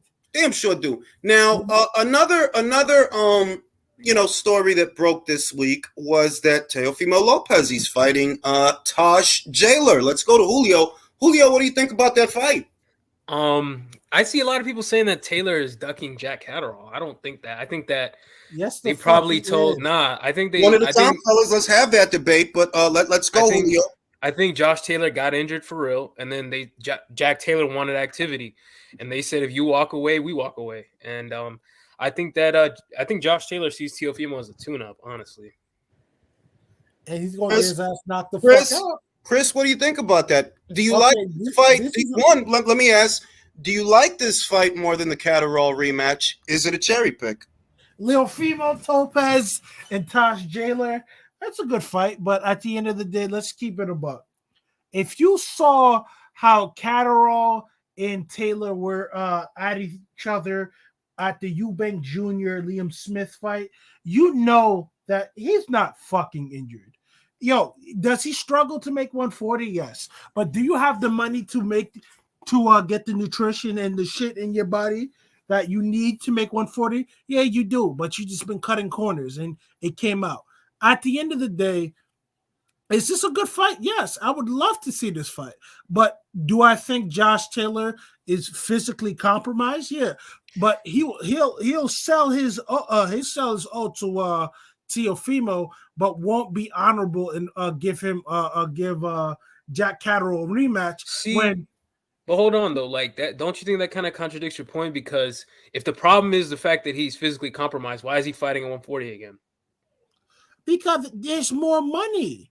That doesn't defeat my point, because ultimately, who brings in more money? Teofimo Lopez or Jack Catterall? Wait a minute now. It's not like Teofimo is some kind of big fucking draw in Edinburgh, Scotland, bro. People know more of Teo than they know of Jack. Well, Jack Catterall isn't a big draw either. But that's bad blood. You guys are missing the point. That's bad blood in the UK. That's a domestic level rivalry. That's a fucking rematch. That rematch sells more. That rematch sells more. Cut the fucking crap. Who's in a cherry pick? Yeah, it's a cherry pick when you want to go for a Bud Light fucking dad and fucking a little fucking twat that quotes Bible verses all day. Villain. Everybody stop. Villain. Is it a fucking cherry pick? Is Taylor going after Teofimo his way of getting out of the Jack Casserole fight to pick a cherry? I would say that I would say, if you look at it logically, initially you say no, because Teofimo's a former champion. As much as he's annoying to us, we do have to give him his flowers for what he's accomplished. With that being said, he's conveniently found out a way to get out of that fight 2 times prior. You know, he's had chicken pox, and he's had digestive issues, or whatever bullshit arguments he's made to not do it. Now, if you would have gone into the fight afterwards, I would have said that it wasn't a cherry pick. The fact is, he now conveniently is going to re-up and fight again. It just so happens to be against the guy that everybody agrees that likely beat him. Then yes, it is a cherry pick, and he doesn't want anything more to do with him. It's a fight that he has nothing to gain and everything to lose if he fights him again. So spicy talk, very spicy. Cherry pick. Cherry pick. Ayo A says, who do you have? Inouye Fulton or Loma or Haney? I'm going to tell you the truth. I haven't made up my mind about those fights. Give me a second. You know, I actually want those fights to be officially announced before I weigh in. But just give me a second. I want to show of hands. I'm going to start at the top and just make it as short as possible. AJ, is Teofimo a cherry pick? I want to say yes, but I don't know. I don't think so. I mean, well, okay. The thing is, like, all right, that's short as possible. All right. Because I got to go to country now. I got to go to country. Country, cherry pick or no cherry pick? You know, it seems like a really inconvenient sidestep, but I think it's bullshit. He's supposed to fight Catterall. He should have been fighting Catterall. All of a sudden, bam, he switches to Teo. Wait a minute, I thought he was injured. So something's not right there. Yeah. If it's sidestep, cherry pick, call it what you want, but something's not fucking right there. That's bullshit. 2 for cherry pick. Chris, cherry pick? No cherry pick. Cherry pick. Michael, is Teofimo Lopez a cherry pick for Tosh Jailer? Nah, I don't think this is cherry pick, because honestly, I think he vacated all his belts to get this rematch, right? Mm-hmm. So he really wants to beat not Todd. What's the guy's name? Catterall? Jack Casserole. Yeah, he wants to beat him. So yeah. And now he's not fighting him. Well, you know, he just wants to be 100% correct. I think that's what it is. This is an easy tune-up fight for Josh, and then after that, he can fight Catterall. Okay, can I It's please casserole. I'm not done voting. Leo, as short as possible. Cherry? No cherry. I think Jack Casserole has Josh Taylor's number. I always thought that was the case. And yeah, at least for Josh Taylor, this is a cherry pick. Cherry pick. Okay. Julio, cherry? No cherry? Short as possible. No cherry. Villain, as short as possible. Cherry? No cherry. Cherry pick. Oh shit. All right. Damn. Wrong hand. No, and for me, it's Drew, is it a cherry? maraschino cherry. Six That's for 6 for cherry. That's 6 for cherry. It's the cherry on top of the fucking sundae. So in your opinion, him going this direction is a cherry pick. Let's do this again, fellas. Okay, now we're going to start from the top. We're going to do it the other way. Compared to Regis Prograrius, Jay, is Tosh Jailer a cherry pick?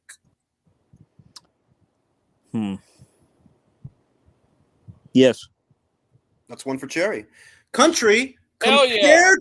Hell yeah, because he It's thinks he cherry. can beat Taylor. He doesn't. He's afraid of Regis. He thinks he can beat Taylor. That's a cherry pick. Cherry pick. Chris, compared to Regis Prograrius, is Tosh Jailer a cherry pick? Yeah, but let me just comment on what Julio said. What homeboy said. How the fuck is Teofimo a cherry pick to Josh Taylor? How's that an easy fight after what we just saw what Catterall did to him? That's not an easy fight for him. I got to keep it going. Michael, is Tosh Jailer a cherry pick for Teofimo Lopez compared to Regis? Yeah, because the guy's been inactive, so of course you want to beat him or try to beat him. I don't think he will, but yeah, my answer is yes. Leo, is Tosh Jailer a cherry compared to Regis? Teofimo Lopez is not beating Regis Progress. So yes, it is a cherry pick. That's 5 for cherry. Julio, cherry? No cherry. No cherry. 50% Josh Taylor still gave Jack Catterall all he could handle in that fight. So an injured Josh Taylor, an inactive Josh Taylor, still one of the best 140 pounders in the world. Villainy, cherry? No cherry. I think pretty much anybody who doesn't want to fight Regis right now is cherry. He's a guy who's very, very much being avoided. So anybody who can avoid is fighting him in this moment. Yeah, it's a cherry pick. He doesn't want to face him, but I give him a credit because nobody else wants to either.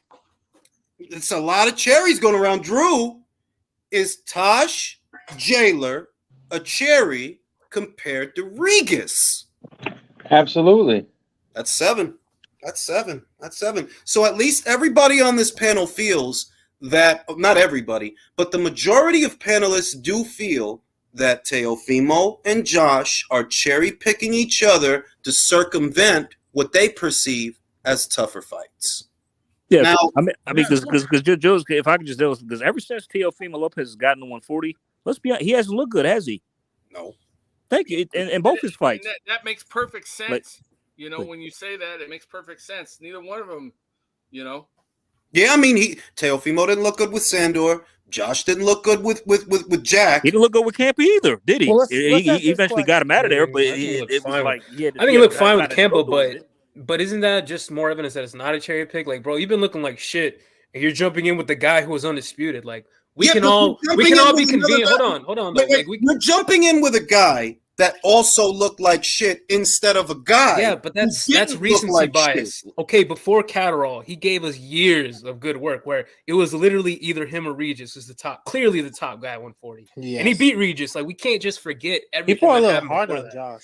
And even in that fight, which I did think Jack Catterall won, Josh Taylor was giving him work and looking like shit while he did it, but he was still able to keep that fight competitive. Julio, what if I told you I had a short-term memory loss? Would you get mad at me? Wait, I don't think you're understanding what Julius is saying. Julius is saying it's a cherry pick in comparison to the other guy. Yeah. See, no, I don't even relatively. I can't say that it is, bro. It's still Josh Taylor. Like, one fight and some layoff isn't gonna like change my mind about who he is and who he has been for the past couple of years. Julio, But I okay, can say Julio, that. I got a question. I got to answer my question. Send more beer money. Julio, who's winning that fight? Who's winning that fight? Josh Taylor. You believe he's going to beat Teofimo again? Absolutely. Drew, does that make you excited? With Teofimo again, they fought before. No. right. Wait, let me frame it. Drew, how excited does it make you that Lopez might lose again while his father is wearing the gold Bud Light suit of don't you do it. Don't you do it. Don't you do it. I'm doing it. Oh my God. I mean, like, how many people? Who do you guys think is going to win that? Because look, hold on. If this is a cherry pick, how many of y'all are picking Teofimo Lopez to pull off the upset? Well, I'm not. Okay, it's two-way cherry. It's two-way cherry. I mean, yeah, I'm not. Look, I know the movie 300 was. There's two things I want to say to that question you asked me, though. I'm excited. Like I said in the top of the show, Foster Vargas didn't get my nipples hard. The thought of fucking Lopez getting smacked around in fucking the UK does wonders to me. But two, what I'll retort to you, Julio, is what I'll retort to you, Julio, is that Josh Taylor you talking about? I ain't seen that motherfucker since the Jose Ramirez fight, bro. How many years ago was that? 2 years ago. 2 years, 2023, bro. Oh shit. I ain't seen that Josh Taylor that fought Regis Prograis in what 4 years, 3 years now. I mean, he makes a good point, Julio. What do you got to say about that? I mean, you could say the same thing about Teofimo Lopez. That what do we say about Teofimo on this? 2 years ago he looked great, and now he looks like shit. But I think that just makes it more interesting is the fact that you have two guys who are on the slide, if you want to frame it that way, that are fighting each other. This could literally be a crossroads fight, and we don't know. This could be a fight of the year, honestly. Yeah. Yeah. Okay. Okay.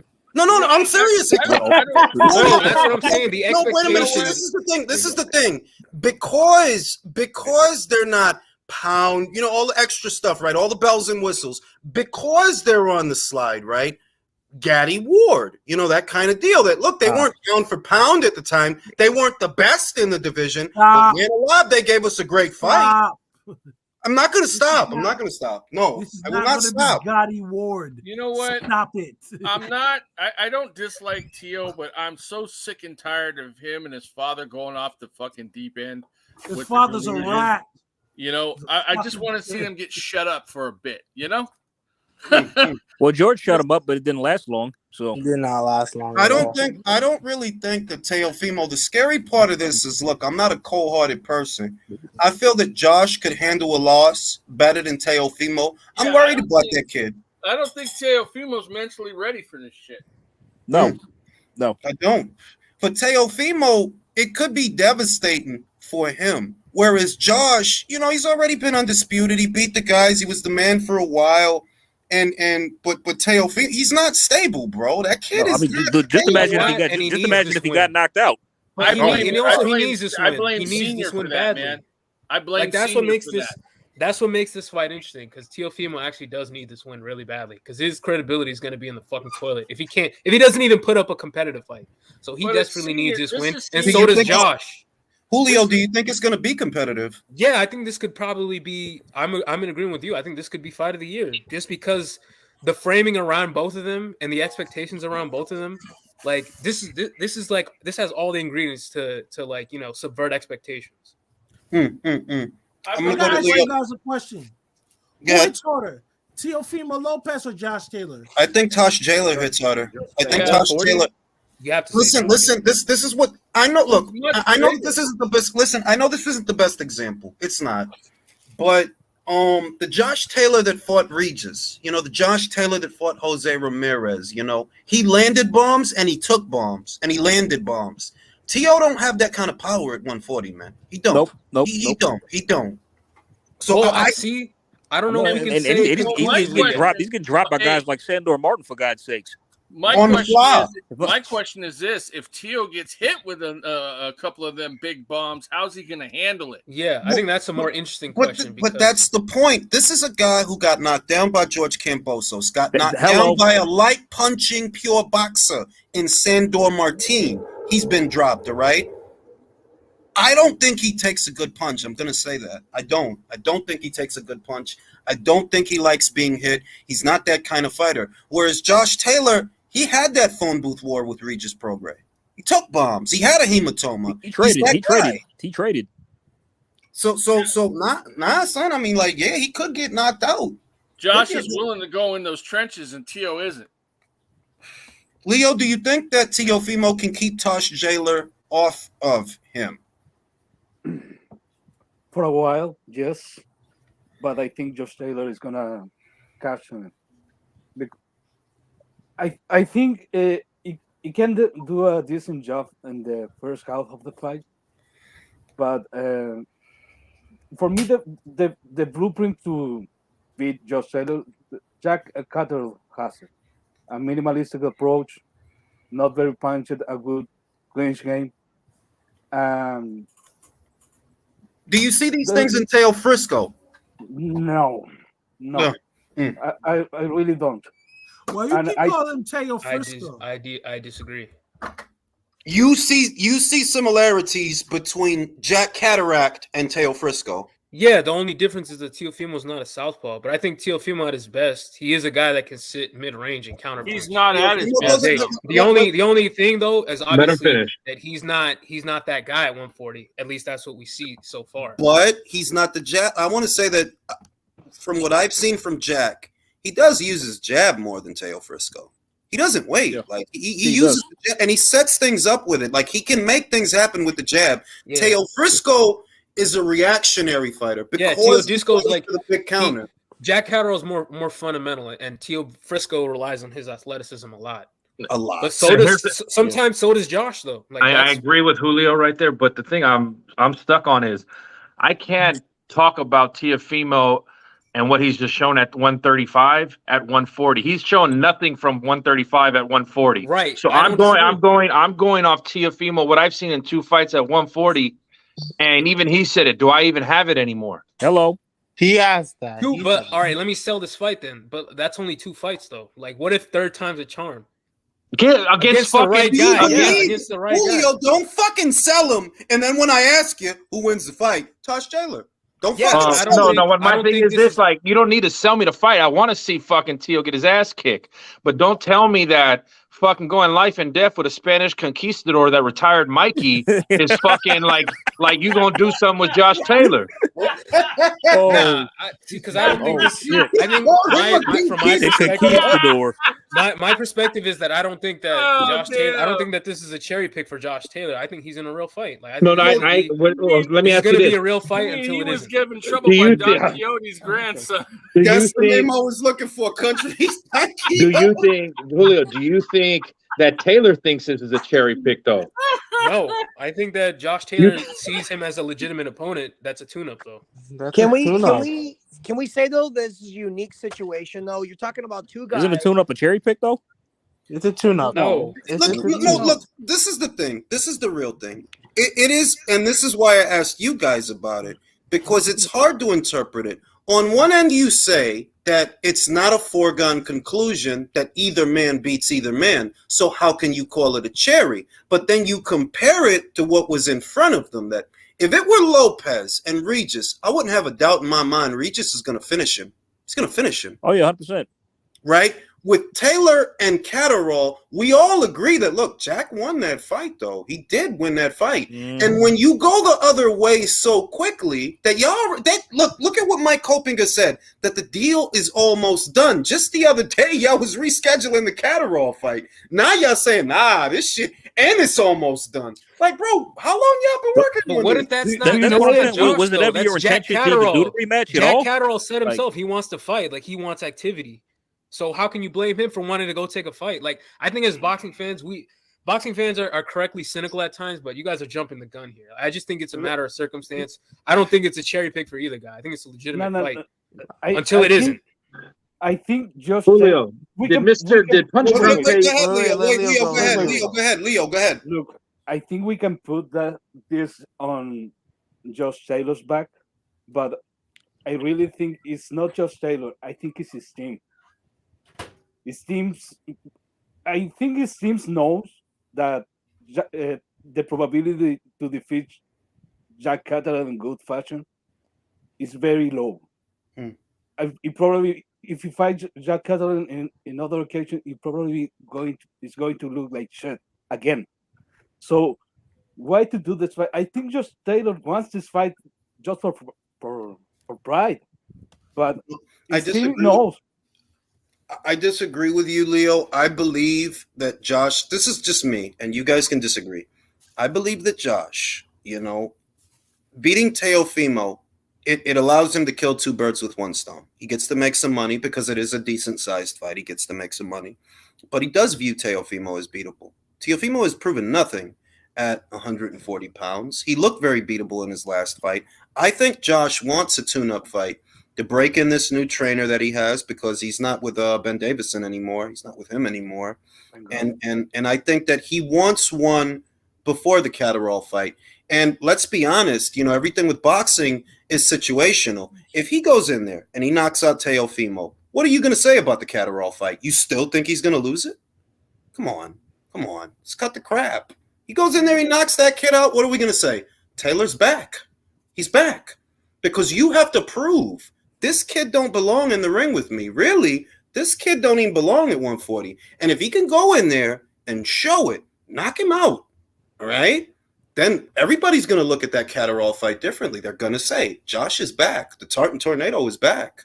Yep. Don't bullshit me. Because even though I'm in agreement with I don't have too much of a problem with the fight because I've been wanting Josh to knock Teo's ass out for a long time. But at the same time, he does need to revisit it with Jack because you did promise him a rematch. You did. You said you fight him again.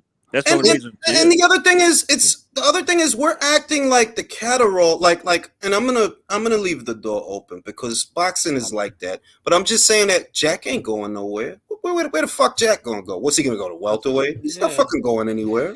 He's not a top ranked fighter. He's a boxer guy, so they can't force him to wait out the fight. Like he's gonna take a fight if he has one offered to him. So.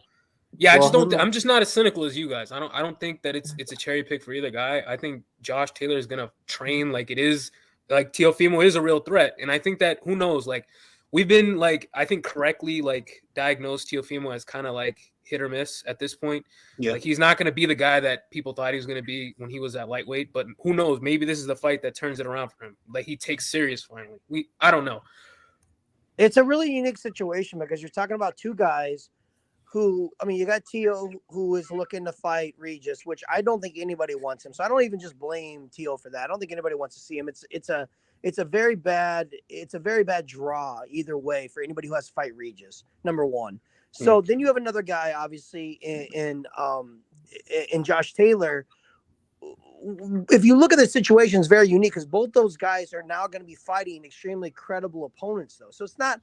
We can call it a cherry pick. It's so strange because you're talking about two guys, high-level guys, who are going to end up fighting other guys who are actually good as well. Most of the time, a cherry pick. But Villain, we can say that Josh is a high-level guy at 140. I'm with you there. Can we really say that about Teofimo, Villain? No. What I'm saying, but as I'm going to give him his history, Teo overall as a boxer, he's still young. He's a high-level boxer. Has he proven anything at 140? No. But I'm going to give him, he's a former champion. He hasn't got his feet, wet yet here, but I'm still going to give him some credibility. He hasn't looked good the last couple of fights, but in namesake, he's a decent fighter, a good fighter. We have to on paper, Villain. Yes, Think about the people that are there. Your Regis, your Matias, your Ponce, your Paro, your Zepeda. How many of these guys can Teofimo really beat? It's too early at 140 for him to be fighting Regis. He has no business going there. He's going to end up in a coffin if he does. But it's also too early for him to be fighting Josh, if you really think about it. I think Josh is a better fight for him than Regis. Right. I think it's a safer pick. But we're only saying that because of his last performance, though. If he had knocked Jack Catterall clean out, we wouldn't be saying this. I still think Barboza beats him. Barboza beats who? I do. Teal. I do. I Too don't. much, I too much don't know. activity. And hey, I don't I know. see All right. this. I don't see it with Barboza. No. Julio, you got to stop being hard on Barboza. Here's what I saw in that Pedraza fight. If Barboza uses his height, uses his length, moves, and sticks to his jab, Lopez won't find him. And that work rate Lopez too. needs an aggressive guy that's going to step into his jab to give him the openings for the counters. And what I seen in that Pedraza fight is, look, Barboza can box if he wants to, and he can win boring. Hell yeah, he can. And then what happened towards the later half of the fight, though, against Pedraza, like he was getting pushed back by a smaller guy, a naturally smaller guy. To me, that's also Teofimo. But he was still winning the fight. He was still winning. He was, but he did drop rounds against that guy. How do you think Teofimo would do with Pedraza? I think he'd have a similar performance. So I just don't see what people are like, oh man, Barbosa's gonna smoke Teo and all this other shit. Like he would smoke. I don't know. I see a guy that was getting pushed back, a guy that doesn't have a lot of power for that weight. Michael, I need Michael but nobody's ever stopped Pedraza at 140. Nobody's ever stopped Pedraza at 140. Nobody. Not even Jose Ramirez could stop him. And I thought he was going to, by the way. Hello. I thought he was going, like, for real. I really thought. Me too. Everyone's telling me about Barboza, this and that. I thought he was going to knock him out. He just I'm talking about Ramirez, bro. He fades later. And let's be Pedraza made Ramirez look silly in a few of that in a round. He was making him look foolish. For real. Guys, isn't fucked up that the only guy that has stopped Pedraza is fucking Gervonta Davis? It's not. Listen, this is why it's not. Take your punch, though. No. This is why it's not weight drain, bro. That's what I was gonna say. Yes. But also, let's say this too. This is the other thing, because two things can be true at the same time. At what weight was that? 130. Hello. 130. Okay, that was at 130. Davis probably was a bigger puncher at 130. But what I've been seeing from him at 135, you couldn't knock out Usyk. You didn't. And you needed 12 for Gamboa. So you knocking out Rolly, nah, dog, you was in there with a journeyman. Well, Rolly's a retard, so that too, you know. And he was winning. Rolly was winning. He ran right into the counter that Gervonta hit him with. Down he went. That was it. Is it me or Tank looked better at 40 than he looked at 35 physically? He had one fight there. This is the problem. He looked good at 40 with Barrios. Would he look good with Matias? Would he look good with Prograde? No. Hitchens? No. Does he look good with Barrios? Con Barrios. Wasn't Barrios up on the cards? Was he winning before he got knocked out? He was up on the Floyd was panicking in that fight. Floyd was panicking. Floyd came to his corner and said, like, I believe in you. You got this. Holding his hand and shit. Believe in you, Gervonta. Yo, does Teofimo beat Richardson? God, that was cringe. Say it again. That was some Hoto shit. Hitchens would skin Teofimo Lopez alive, I'm going to be real with you. And this is going to sound very strange to a lot of people. I like Hitchens against Davis, but you know who else I like? Montana Love. What? Against Tank? Because he can win boring. You know what? Yeah, you're not too far off. I could kind of see that. I could. Yeah. Remember that. Don't let the Stevie Sparks fight fool you. Yeah, Stevie Sparks is huge for 140. Yeah, he doesn't need to be. He don't need to be close to you to hit you with shit. And because he was stepping into his punches and being aggressive, Montana didn't look good. But Montana is a pure boxer, and he is a 140. Now it's not a lock. But I'm just saying that that he can make Tank look bad, staying on the outside, staying behind straight punches and just moving. He could make Tank look really bad at 140. It sounds strange, but think about it, all right? For the same reason Sandor made Teofimo look bad, who works off the counter, that's the same way that Montana could make Davis look bad, because he works off the counter. He don't hit the fucking gas. He waits for you to make a mistake. Yeah, but I mean at 140, but at 140, Tank ain't proven. He ain't proved shit yet. He ain't proved shit. Prove shit. Fuck did he prove? You beat Barrios. You beat an interim champion. That's all you did. That's it. Hitchens versus Teal. Hitchens destroys him just off the pure fundamentals. I got Hitchens by decision. Teal relies too much on his athleticism. Like he makes a lot of technical mistakes, and Hitchens is like all fundamentals. So I pick Hitchens. I got Hitchens on points. Hitchens by decision. That's likely to pick. I'd say pick Hitchens.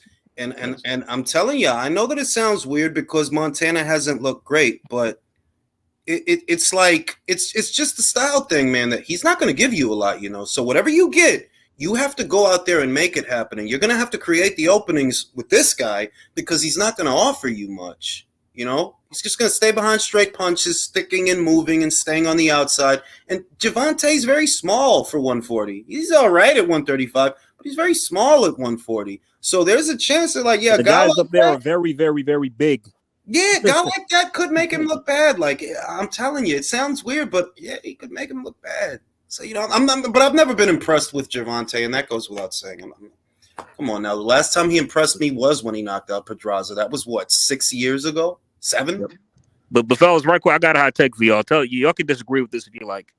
Teofimo Lopez, talented fighter, former champion. I give him his props, but I think that each measure of success he's had winning belts, it's due to the stars aligning.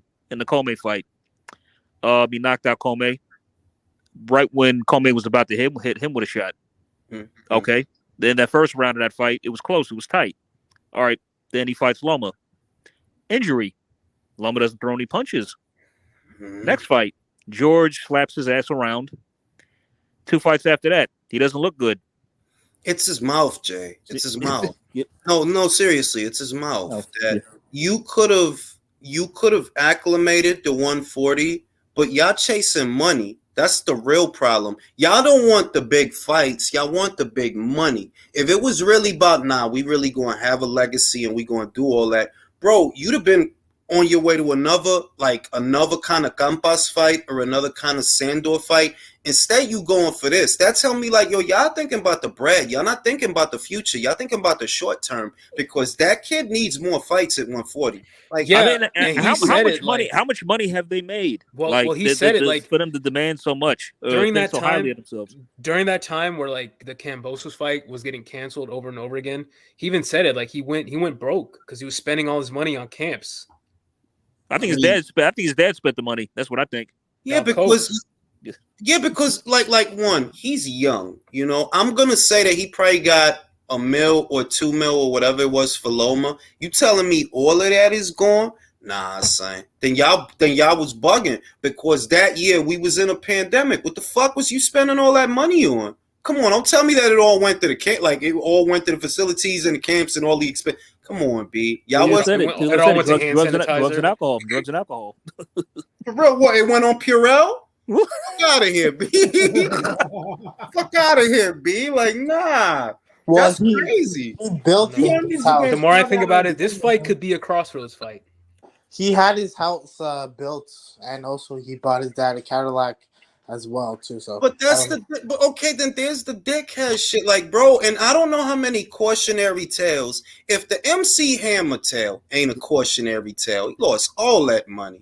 Mike lost a lot of money. Why is the first Floyd? Well, you know, Floyd gonna be another one if we ain't. Well, I gotta say this: MC Hammer, Bobby Brown lost that money because who were they dealing with in music at that time? Is it Al Heyman? Yes. No way. Ow! Yes, I'm not lying to you. Ow! You know what I'm saying? Al's been a scumbag. Al Heyman's old as shit, yo. How old is that guy? Well, I'm trying to tell y'all, listen, He's a vampire, y'all don't notice because y'all not 500, 600 years old like me. Al Heyman is the devil. He is that. Damn. How much does it cost to build a house? He built a big ass house. It depends on where you build it, because if you build it where I'm at, it ain't gonna cost that much. But if you want to be a fake drug lord and you need the prime real estate, well then yeah, dickhead, it's gonna cost. It's gonna cost a lot because these guys want to live like superstars and rappers. If you build it, it will come. For real, yo. My fucking B Greater says T.O.'s baby mom probably took all of his coins. Well, he should have been eating it. No, but the other thing is he should have been eating her pussy. You gotta make her happy, bro. Like, you gonna marry the bitch, you gotta keep her happy, bro. Can't be out here fighting and getting in arguments and shit like that. Eat her pussy, eat her ass, keep her happy, and keep on boxing. You know, the fuck? She's a stewardess.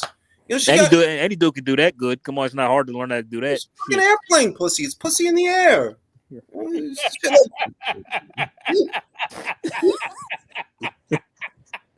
Special delivery pussy. No, but in all seriousness, the other thing is, okay, if you say that from the Loma fight, to the George fight that they spent all that money. All right, cool. The George money should have been. You got like over $3 million for George. You got like $3 million. Yeah. You shouldn't be strapped for cash. That's probably more than you got to fight Loma, and you fought 2 times after that. So I mean, come on now. Like at some point, it's just frivolities, bro. Like it's being frivolous. You just got too many mouths to feed. That's what I see. In any event, I like that word. I like that word. Frivolous, bro. Yeah, you didn't give us your opinion on the fight. Oh, what? T.O. versus Taylor? Yeah, Josh, what you think? Yeah, Jules, what you think? My honest opinion, they are cherry picking each other, but that doesn't mean it's not a good fight. My honest opinion, you are cherry picking each other. That's exactly what you're doing. You saw what he looked like his last fight, and he saw what you looked like in your last fight. You guys believe that you're more beatable than the other things that were on the table for you. That is what I believe. That, yeah, you are cherry picking each other, but that doesn't mean this isn't a good fight. It is a good fight because it's not a foregone conclusion that you win or he wins. It's not a foregone conclusion. It's pretty much what Wilder and Fury did to avoid AJ. It's a good fight. You think Teofimo has a chance? I don't. Yeah. No. Yeah, okay. No, it's not. Take a deep breath, Jules. It's not that. It's that the best. This is the main thing. Teofimo is a counterpuncher. That's what he's good at. You need to be aggressive to give him the openings. At his very best, that's what Josh Taylor is. He is aggressive. That's what he is. When he's on, when Josh is on his shit, he's a very aggressive customer. But he's very big. He's a lot bigger than Teofimo, and he's going to give up that hype because Josh Taylor, at his best, is in the pocket, throwing leaping uppercuts and trading bombs in the phone booth. Now, Josh Taylor at his best, at his very best, I would pick him to knock out Teofimo. Is that the one we got, though? I don't know if we got a one-legged Josh Taylor, a malnourished Josh Taylor. I don't know what I'm dealing with here. I don't even know that he's really injured. What if it's fake? What if it's fake? I don't think he's injured. It's fake. I think he's telling the truth. I think he's just injury prone. He's a 32-year-old man who's been in a lot of fights. Yeah, but 32 is still young.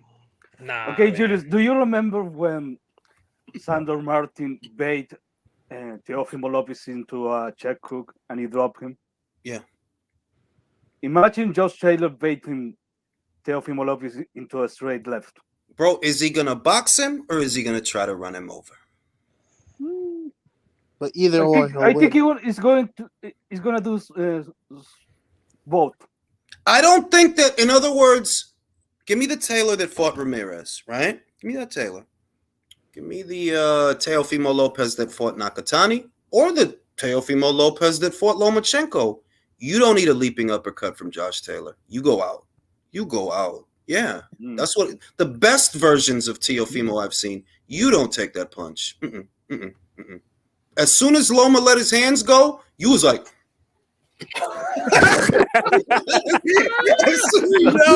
no, bro. That's true.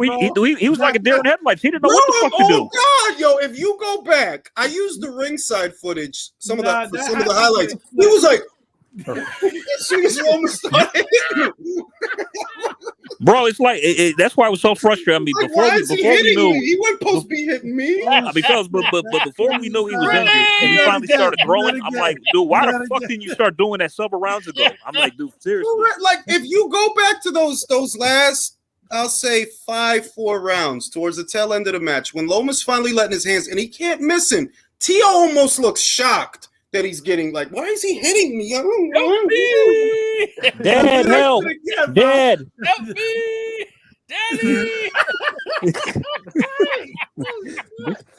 Yo, he was like, invoke the power of the gold suit, Dad! So I'm gonna be real that if we get that Josh from that night, from the Jose Ramirez fight that he threw, that's his signature punch, which is why I knew something was wrong with him. Something was still wrong with his leg or his foot or his knee or whatever it was in the Catterall fight because I've been watching Josh Taylor since he went pro, and the leaping uppercut, that's his signature punch. He knows how to time it. He knows how to time it, knows where to be when he's going to get it off, and he always lands it. And he didn't try it with Catterall because I think he couldn't push off of that leg. He couldn't push off that shit. So I figure he was injured in that. A good straight left hand too. And what if Taylor really wants to beat Teo, all you have to do is really keep it long. Yeah. You have the longer reach. Just Pause. keep it long. He don't fight like that though. Keep it long and put it down. No. Just keep it long and long and length. Pause. I'm just fucking with Michael, bro. That's what she said. That's what she said. Keep it long, keep it turgid. Throw a nice turgid jab. She said that too. Turgid jab, you nasty motherfucker. Yo, you keep it long and use your girth. She said that as well. She said that as well. He said that to Oscar. He's got to warm Teo up first. Throwing jab. She said that too, fellas. Licking and sticking. Josh has to set the scene. He's got to set the tone for the night. Oh shit. No, Liana Prego again. Shout out to ASAP. Shout out to you Harlem niggas, B. Yo, B, nah, but what's some real shit?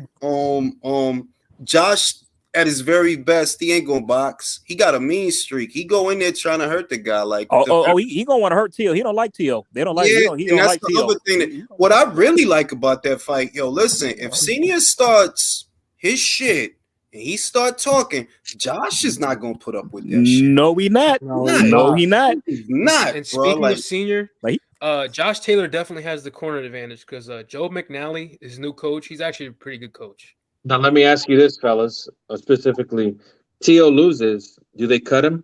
Yes. Bro, that's what I'm like. No, This is no, hold on. no, they Yo, won't- this they is won't do this that. is a crossroads fight. No, This no, dude no. is having, and that should tell you how badly he's fallen from grace. He's having a crossroads fight No, at they'll 25. feed him. Listen. They Berlanga him, don't they, Jules? this No, is they the don't. thing. They don't. No. This is the thing. It depends on how he loses. Loses a points decision, you could still make a Haney fight, right? That's You all I could was still gonna make say. that fight. But if you get Josue Vargas, you better go to Matchroom. Uh-huh. You better go to Matchroom. You better, because they got Liam Bottle, they got Montana Love, they need fights. They got Dalton Smith, they need fights. You know what I mean? They got Richardson Hitchens, they need fights. If he gets rioed, right, there's still hope. My thing is that psychologically, I really would be afraid for him because he's not stable. He wouldn't recover from that. They gotta put it. They gotta play him a padded room. He'll go to the zone where they try to rob him in a conspiracy to take the belts. Yep. I Yeah, there guess. was some kind of Okay, what if Josh? Where's he gonna go? Like, look, Eddie would scoop him up. Because you got. You think Eddie would sign him after that? After he accused him of that shit? Yeah, bro. man. Like, Eddie's a businessman. Yeah, he Yeah, don't that's give a true. shit That's about true. That's true. I got the answer. Yo, you know that rock under Central Park where he's been living at? He's gonna go right back there.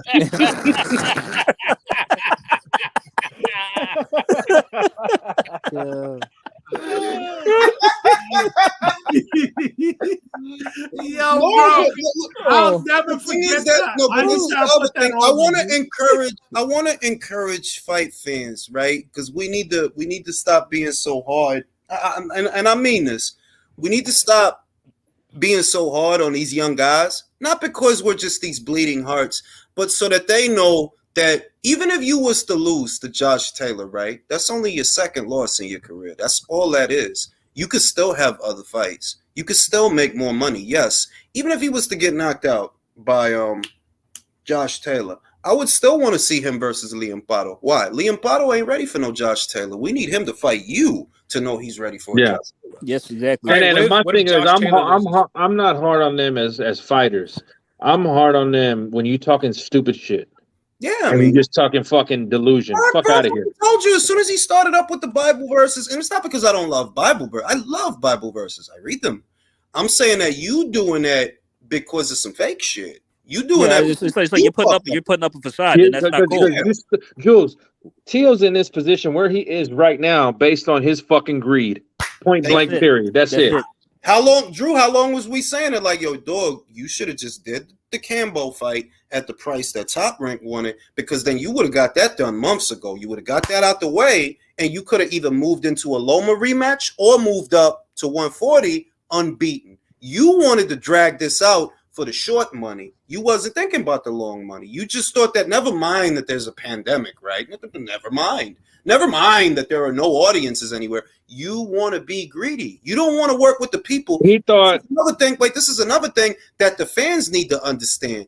These promotional outfits that groom these fighters, do you think any of that shit is free? You act like there's something wrong with Bob Arum or any promoter trying to be, cost-benefit ratio. No, you're not supposed to just throw money at everybody, bro. That's not how business works. And y'all was expecting, he told Bob he went to train. Remember, he changed the game. Pay-per-view. And what they started doing, complain. That's not a pay-per-view. Yeah, I know it's not, you fucking moron. That's what I said. He changed the game, and that one. All right. So what if Josh loses then? What happens to him? Retire. Really? Not because he loses. Not because of that. Sky, they don't have any welterweights. Top Rank, they don't have any welterweights. What the fuck are you gonna do? Regis rematch. Sign the PBC. Up on the block. He can't get a rematch with Regis. He gonna tell Daniel Kinahan, give me that. Get knocked out by Regis? Yeah, he's gonna do this. I think he can get a Virgil Ortiz. No. Chris just said it. Chris just said it. He gonna tell Daniel, I've been with you longer, so I need the position that you gave Joseph Parker. I got to bump him down. That's my spot now. He's gonna do that in Glasgow, bro. He's gonna move that on the block. I think he can go to the zone and get a Virgil Ortiz fight. Bro, it's not that he can't. It's that, all right, I'm going to go to the zone. I'm going to fight Virgil Ortiz for what? For $1 million? If that? What y'all going to give me for that is what I'm saying. That being real. He can't come to the country. It's not. Wait. Being real. Yeah, he can. If you look at it, that's the other thing. That it's too much wrong with that situation. That they got the kind of money that you want. Is the fight winnable? What comes after that fight? A belt? With who? Well, who? The welterweight situation is still locked up over there. You know what I mean? Virgil might get a belt, but still got a belt. Who else? Fucking Ennis. He might get the BF. It's like, bro, if you Josh, it ain't a whole lot out there for you outside of Cataract and Lopez. It's not a whole lot out there for you. Not really. So I think he might retire if he loses that fight. It's fucking scary, yo. Everybody's so quiet and shit. Crickets. Yeah, does that mean Teofimo's back? No. If he retires Josh Taylor, he's not back? No. All right. Because still more to do. There's still more to do. This is the thing. This is gonna seem like a double standard, but it's not. And it's because one of these fighters was an established force at this weight, and one of them never was. Now, if you can go in there and beat today's Josh Taylor, we'll know Josh Taylor has severely declined. Severely. But if Josh Taylor can show, you don't belong in here with me, and I'm going to show you. You don't belong in here with me. I'm cream of the crop, top dog at 140, and I'm going to show you why. And if he beats Teofimo, then he reestablishes it that you never belonged in here with me. Whereas the only way Teo beats Josh is if Josh fell off. It's the only way. It's different. Seems like standard. Regardless of how they get, sorry to interrupt you. Regardless of how they get there, it's still going to be a good fight. I would be interested. It's going to be a great fight, but you got to understand that Teo is not established at 140, right? You were cool at 135, and that only lasted 10 seconds anyway. Josh was established at 140. So the only way I see you beating him is if he fell off. That's it. It's the only way. You not that guy. Okay, but can we say he wasn't that guy at 135? Because because even though he wasn't, we'd be being mean. If we want to be petty, let me finish. Hold on. You had a good run at 135. Let me make a point. Hold on. Okay, so because he beat Loma at 135. Not saying he had to fight him begin because he didn't have to. I'm saying you should have wanted to anyway to prove that the first fight was not a fluke. That's all I'm saying. Yeah. Okay, Julius, but what Teofimo Lopez has to do to establish himself at super lightweight?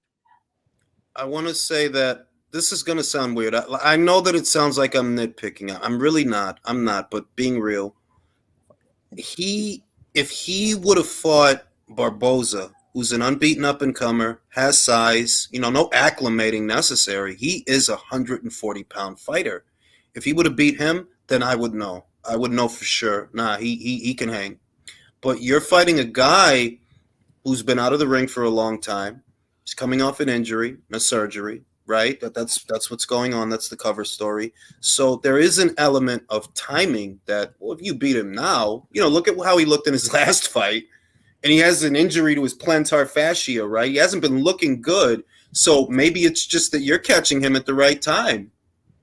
It's there. It's not like Josh has been taking the world by storm. He has. Got Loma at the right time. Whereas if Josh goes in there and knocks out Teofimo, we can say Josh is back. We can say that. Like he still got it. He still got it. Yeah, like we can say, because it's supposed to be like, you don't belong in here with me. So how can I show you that? How best can I show you that? I can knock you the fuck out. Yeah, but if that fight is close, if Josh Taylor goes there and wins, but that fight looks close, we can say he's back. Can we say? Yeah. What if it's another Jack Catterall thing where he? No, that he's not back, because you're not supposed to look that with Lopez. You're not supposed to look like that with Teofimo Lopez. You're not, bro. Teofimo Moped, yeah. You're supposed to knock that little motherfucker out, man. You are, though. Man, there was a bro, time. I swear to God, fight. there was a time I didn't think Lopez. There was a time when Josh was on his shit right after the Ramirez fight. Because he was in foreign soil and he knocked him down twice and he made it decisive, that I felt Tio better stay away from that guy. Better stay away from that. Don't fight that guy. You don't beat that guy. I felt that way. I don't feel that way now. You got to show me, bro. You got to show me. If you could do to him what you did to Ramirez or worse, if you can knock him out, then I'll know that Josh is back and I'll be confident he's gonna beat Jack Catterall. He's back to being who he was. But Lopez, bro, you was never that dude at 140. Even if you was some shit at 135, you was never that dude at 140. So the only way you go in there and you beat this guy is if this guy fell off. Shit. Let me read the super chat. Remember, T.O. never fought 12 rounds at 140 before. That's right. The Sandor Martin fight was a 10-rounder. Mm-hmm. I think that Lopez was always going to lose to Kambosos in retrospect. Lopez has looked the most vulnerable against boxers who think counter first. It's a fair point. Nah, I think on his shit he would have beat Kambosos. I think he would have lost to Loma for sure. It's a fair. I'll say that, and I've said this before. If they would have ran it back, Loma. I would have picked Loma. And if Tio would have ran it back with George, I would have picked Tio. Would have picked Tio. Would have picked Tio. And even now, I think for his spirit and his mind, fight him again. Bring him up to 140. Bro, fight him again. That's what I'm saying, because George has nothing at 135. There's nothing for you there. You're going to lose to everybody. Just come up and rematch Teofimo for the one time. Yeah, do it for the payday. And I don't think his soul will be settled until he beats that guy. If he can get that guy in the ring and beat him, it'll take away all the shit. Because right now where he's at is he's still back there in 2021. He's still back there. Like up here, he's still back there. And he needs to know he can beat that guy. I think he can beat that guy.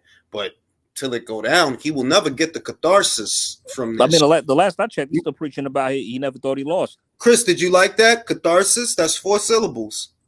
That's not just one. No, that's 3 syllables. Catharsis. You know, catharsis? That's a big fucking word, bro. It's a Jack lot Catharsis.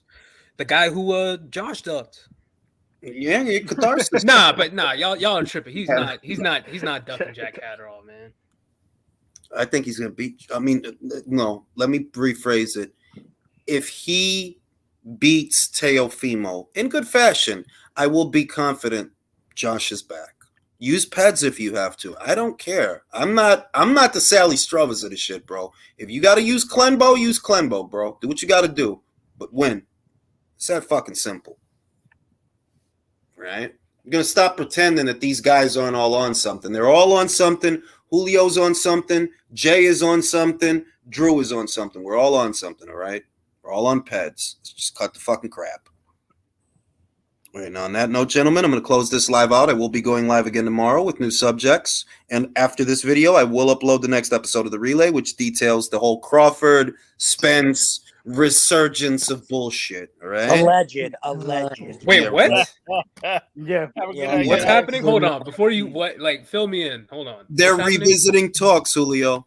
Why do you know what this is just what I think.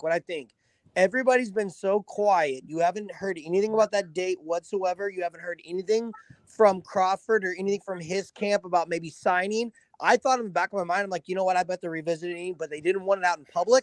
And this is what's happening behind the scenes. Yeah, maybe And there's.